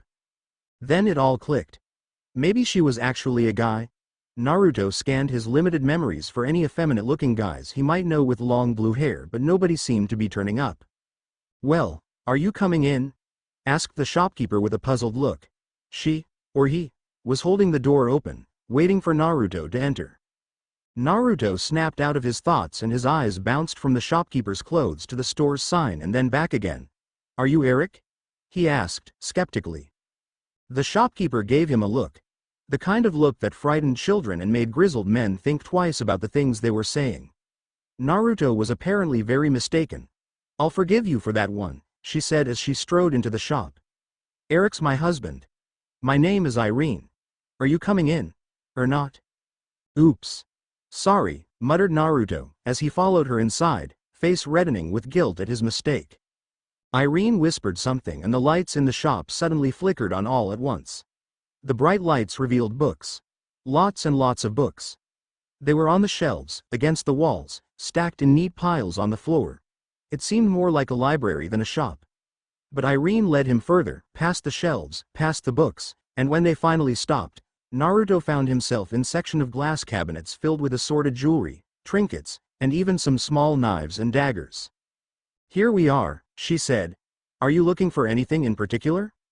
Naruto quickly scanned the cabinets, searching specifically for sheets of vellum or even glowing parchments of paper or anything even remotely similar to what Farah had used on him for the contract. He saw nothing of the sort. You do sell enchantments, right? He asked. Yes, she answered, slightly puzzled. All sorts. Well, I need to know about a certain kind of enchantment but I'm not sure what it's called and I don't see anything like it here. Irene moved behind one of the counters and dropped her books onto it. Then she put on a thoughtful look. Would you mind describing it to me, then? Naruto nodded and took his time to explain the contract to her as best he could. He mentioned Farah, the vellum with glowing runes on it, and the blood, but left out the fact that he was forced into it. When he finished, Irene giggled softly into the palm of her hand. Congratulations, it sounds like you've just been married, she said. Naruto was too shocked to say anything but the gaping look on his face must have gave him away. You didn't know? She asked, surprised. Naruto quickly shook his head, eyes wide, mouth even wider. Really, Irene sighed. You young people are so irresponsible nowadays. Wait, but, married? Sputtered Naruto, finally. That can't be right. I mean, it's nothing like, you're wrong. You've gotta be. If what you've told me is right, then there's no mistake. It's definitely a magical marriage contract. Usually, such a thing is only done in Kylam, but I suppose it's been gaining popularity here in Fury too. Basically how it works is when a man wishes to marry a woman, he obtains a special contract-type enchantment that binds two lacrima rings together. When worn, the bearer of the rings are linked to each other. They share some physical feelings, both pain and pleasure, along with simple thoughts. They say it makes the bonds of marriage even stronger. Rings? What rings? But wait, refuted Naruto. My enchantment didn't have any rings. Indeed, confirmed Irene. Lacrima rings are very expensive, after all. Even the most modest pair of rings would cost you over 1,000,000 jewels each, so they were only reserved for the wealthy or privileged. Poor lovers resorted to a slightly more crude ritual. One that involved, well. It suddenly made sense. Blood, finished Naruto for her. So Farah had magically married him to her. Wow, how could she? Irene nodded in confirmation. However, without lacrima rings to amplify the enchantment, the magical bond is severely weakened. A couple bonded by blood can't really share thoughts. And I believe, physically, they would only share pain. Ridiculous, if you ask me. Why only share the pain? She shrugged to herself and caught the sickly look on Naruto's face. Is there something wrong? Is there a way to remove the enchantment? Irene put a finger to her chin. Certainly. There is almost always a divorce clause written in runes somewhere on the enchanted contract. Most of the time, it's something simple, such as writing a certain word on the palm of your hands. Other times, it'll be the same clause that is used to prevent cheating. For example, some couples use a clause that terminates a contract if you get, well, intimate, with someone else. A blush crept onto her face when she said it. Naruto remembered the so-called divorce clause Farah had given him. She had to get stamped with the saber-tooth insignia. Is that the only way? Well, there is one other way, she grimaced. I don't recommend it, though. It's somewhat dangerous. What is it? Naruto urged. Irene turned reluctant. You would have to overload the enchantment. When Naruto returned a blank look, she explained. Further. Basically, you would have to hurt each other so much that the magic gets overloaded and collapses by itself. But the combined pain required for such a thing, I couldn't wish it on my worst enemies. It would be like torture. No worse. The stories I hear, she gave Naruto a reproachful look and shook her head. No, it isn't possible, she said, matter-of-factly. Don't even think about it. Outwardly, Naruto agreed with her, but inside, his thoughts were a storm. So there was a way to get rid of Farah. It would just hurt like hell. It had to hurt even more than that time Farah kicked him in the balls. And that really fucking hurt. But then again, he also had super fast healing, so if he just, maybe, jumped off the top of the canyon again, would that work? What about Farah? She probably deserved the pain for all that she put him through, but would too much pain kill her? He didn't want to go that far. It seemed he had a lot to think about right now. You really didn't know about any of this? Said Irene to break the sudden lull. Naruto slowly shook his head, still in thought. Irene moved to one of the bookshelves in her store and when she returned, handed Naruto a thin book. Here, you should read this. It'll tell you everything you need to know about that marriage enchantment. There might even be another way to get out of that enchantment that I overlooked. Huh, are you sure? Thanks, lady, said Naruto, sincerely. She sure was a nice. But when he tried to take the book from her. That'll be 20,000 jewels, please. Guess he should have expected that. And wasn't that kind of expensive for such a little book? But, I don't have any, started Naruto, guilty. That was when Irene subtly gestured towards a small bulge in Naruto's tattered cloak, one that he himself had never noticed before. So he took a look and lo and behold, found a hidden pocket with a wallet in it. A wallet that was thick with bills. He had over 300,000 jewels. Simultaneously amazed and guilty of the fact, he paid for the book. Thank you for your business, she said, counting the bills a little over enthusiastically. Feel free to come back any time. Naruto grimaced. Why did he feel like he just got ripped off? That aside, he thanked Irene for the book and her immensely useful information. She still seemed maddeningly familiar, but he put that thought aside and headed out of the shop a little lighter on his feet, like a bit of the weight had been hoisted off his shoulders. Not everything was coming together yet, but at least he had the pieces gathered and had a decent idea of what he needed to do next. He even had some resources now. A connection in the form of that receptionist, Rhea, and a hefty amount of money in his wallet. But most importantly, he finally had a way out of the contract with Farah. There was no way he'd let her take advantage of him again. Lucy Hartfilia tiredly blew the strands of blonde hair that had fallen across her eyes. She had just finished searching everywhere for him in the middle of wherever this was. But he wasn't in the dilapidated-looking mansion. Nor was he in the practically destroyed courtyard full of flowers. But she swore she had sensed his presence not even a full day ago. The massive spike of dark energy she had felt, even hundreds of miles away, was definitely his. In fact, she could still sense remnants of his familiar, comforting power amidst the shattered stone and upturned earth. But he wasn't there. At least, not anymore. And she would know. Because of the power they shared, they could practically sense each other no matter where they were. But now, it was like he had vanished completely, and it had Lucy frightened and worried all at once. All the dried spattered blood and pieces of torn orange cloth wasn't helping her anxiety either. Naruto, she thought aloud. What were you doing out here? Where are you? Before he disappeared, Naruto had told her that he was going out for a short B-rank mission to make some quick jewels by himself. Liar, Lucy thought to herself. She should have realized how suspicious he sounded then. The earth rattled beneath Lucy's feet and she looked down. The ground erupted a few feet away and from the resulting hole emerged a beautiful pink-haired woman wearing a maid outfit. Virgo. Did you find anything? Asked Lucy. Virgo bowed her head slightly. My apologies, Haim-sama. But he doesn't appear to be here. But I did find these. She raised her hands out of the hole and produced an empty bowl and a water skin. Then she wrinkled her nose a little. Ramen, she said. Still somewhat fresh. And there were footsteps leading out from where these were laid. It looks like they're headed towards the nearby town, Gilead. Lucy brightened immediately at that. Good work, Virgo, she praised. Virgo, though, looked a little troubled. Should I not be punished for failing to find Naruto-sama? She asked, sounding strangely hopeful. Lucy laughed. Tell you what. When we find Naruto, I'll make sure to punish the both of you. How does that sound? An eager smile clearly tugged at one corner of Virgo's mouth despite her trying to hide it. As you wish, Haim-sama. In moments, Virgo disappeared in a flash of magic power, causing the chain of keys to rattle at Lucy's side. Each key was pitch black, tainted by the dark magic she now wields alongside her celestial spirit summoning. Naruto, you jerk.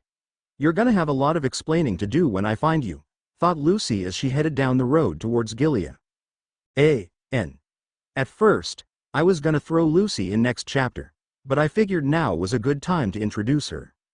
Anyways, I should tell you this now, but I'm one of those writers who absolutely has to plan everything out meticulously in advance before I write. The upside is that it makes it easier to foreshadow and hint at things in my story. The downside is that updates take forever for me, and sometimes you get slow chapters like this one where there's seemingly no point. But later on, you'll remember this chapter and be like, oh, so that's why he did such and such, or, huh, I sort of saw that one coming.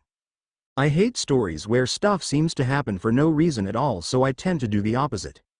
You may also notice that I use a lot of OCs. The reason is that this is a Naruto Saber-tooth story, and in the manga, I don't watch the anime.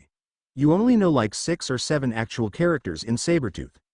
So I'm forced to do a bit of world building to make it work. I try to throw in canon characters when I can, because hey, the entire point of a crossover is to see characters from one universe interact with characters from another. But sometimes you can't, and so I use OCs. Till next time. P.S. Cookies to you if you can figure out which fairy tale character the shopkeeper, Irene, is related to from the hints I gave. Shouldn't be that hard, TBH. Confrontation A.N. You know what? Fuck it. I'm gonna end up adding entire sections to this chapter later. Like it or not, it's how I write best. So sorry guys, I tried writing everything in one go, but it's just not working out. If that means less reviews, then so be it. It's not you, it's me. I swear. Chapter 6, Confrontation. Naruto wasn't at the gates when Lucy finally made it to Gilead. It was this simple fact that sullied her mood even further than it already was. She was so delirious with annoyance that she even began complaining to a completely random stranger who had the gall to be within arm's reach. She grabbed the stranger, a young boy from the looks of it, by his collar and glared menacingly at him. Why couldn't that idiot just wait here for me to find him? Huh, jerk, she growled, shaking the poor kid mercilessly. The hapless boy ran away as soon as she released him, shouting random profanities at Lucy when he figured he was at a safe enough distance. Lucy ignored him and worked on calming herself. It wouldn't have been so bad if the journey to Gilead town itself hadn't been pure agony. But pure agony it was. Maybe even worse. It was bright and sunny outside, but mostly unbearably hot. And the walk itself was so long that her legs felt all wobbly by the end of it. To add insult to injury, not even one person bothered to stop and offer her a ride as they passed. Even when she undid a button, or 3, on her shirt to let her bosom, charm, show a little.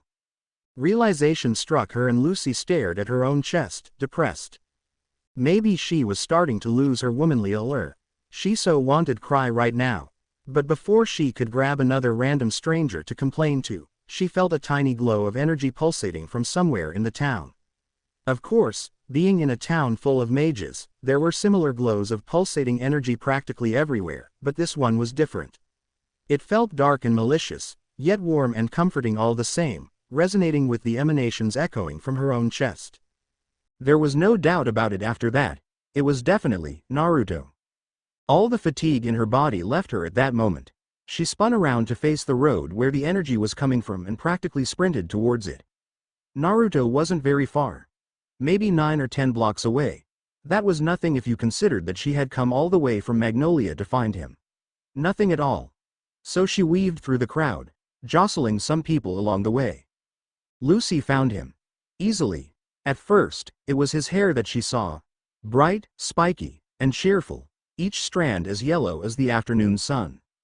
Then, she caught a glimpse of his face, and it melted away all of her doubts, replacing them with 100 thoughts all at once.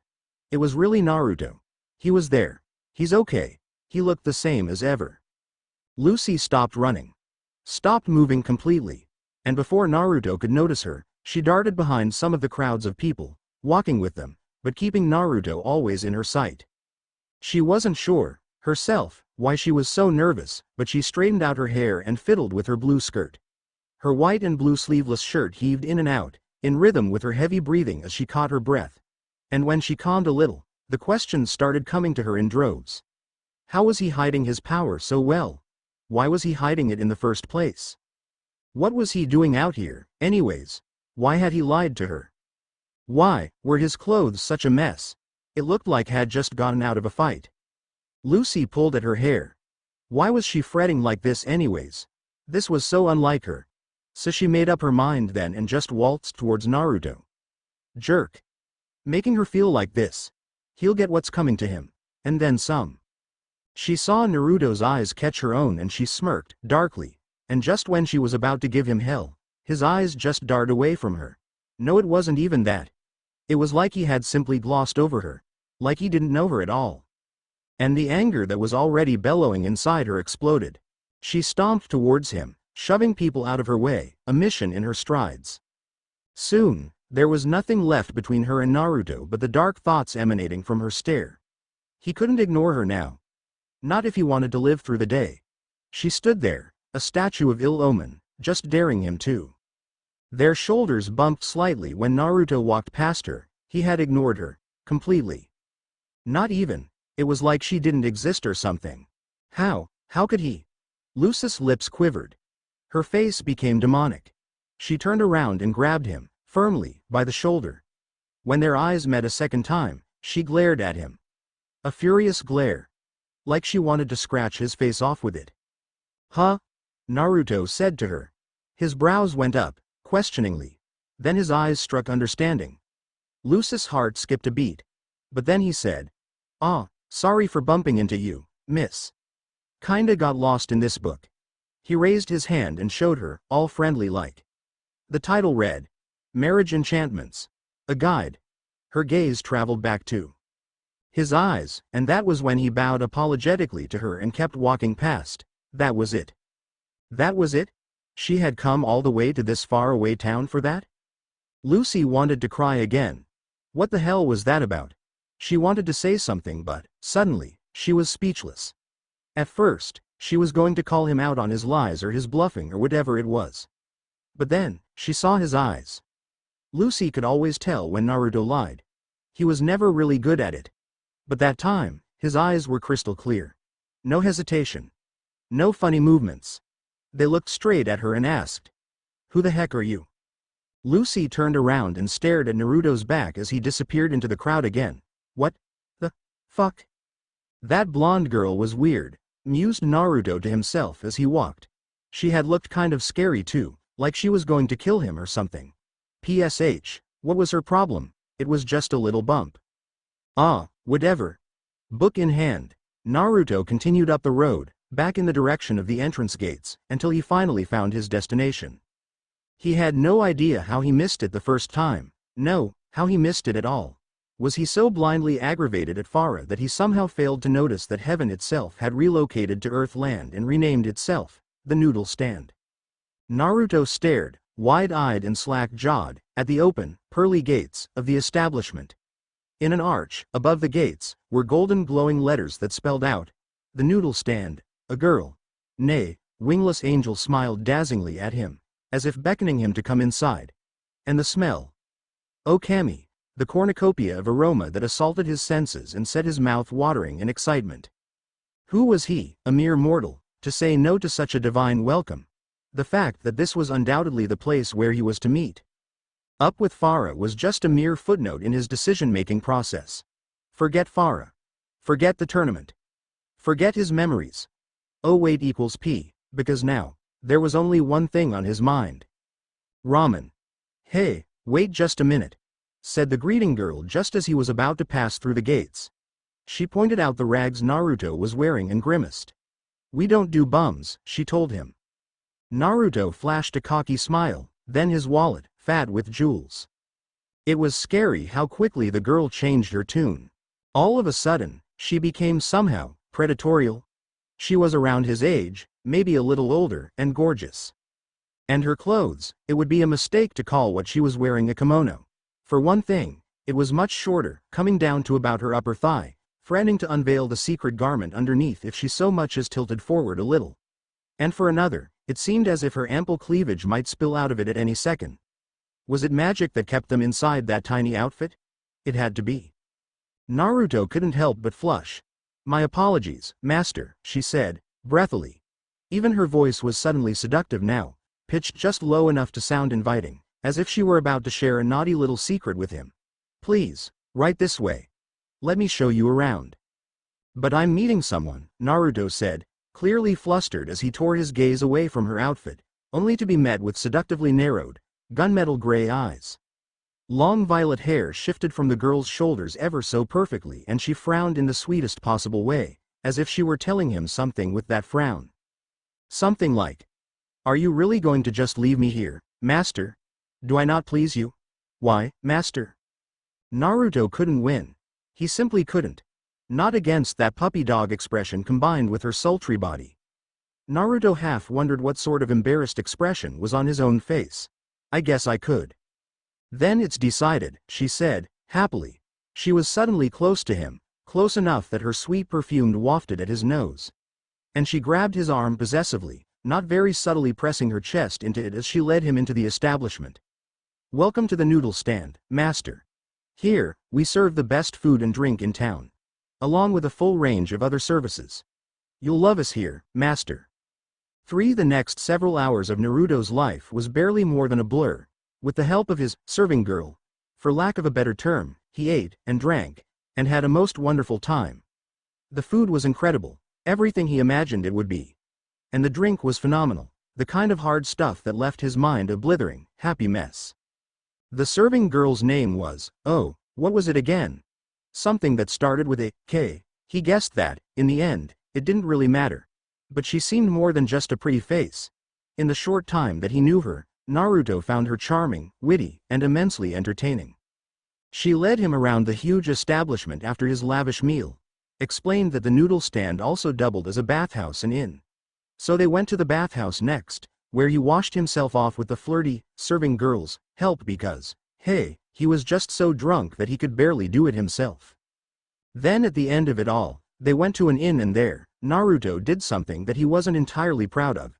Something he never would have done were it not for his extremely intoxicated state. So let's just pretend it never happened. Let's pretend that most of his jewels were spent only on food and drink and a night at the inn. Let's pretend that his serving girl was only a serving girl and nothing more. Yes, let's pretend all that and assume Naruto simply went to the inn for a blissful afternoon's sleep. Yes, let's do that, because he couldn't remember any of it anyways. 4. Coming soon. A.N. As always, thank you for reading, and expect this chapter to be complete within a week or so. I have another memory sequence planned. And one more scene with Lucy. Then I'll call it a chapter and finally start with the damn tournament that I've been mentioning since chapter 3. Finally, a question for all of you. Do you want to see some Naruto x Lucy? I was planning on keeping their relationship strictly platonic. But I can easily spin it into a romance if you guys want. Let me know. The story will naturally change a bit if you guys decide on the romance. Either way, it won't be the only one.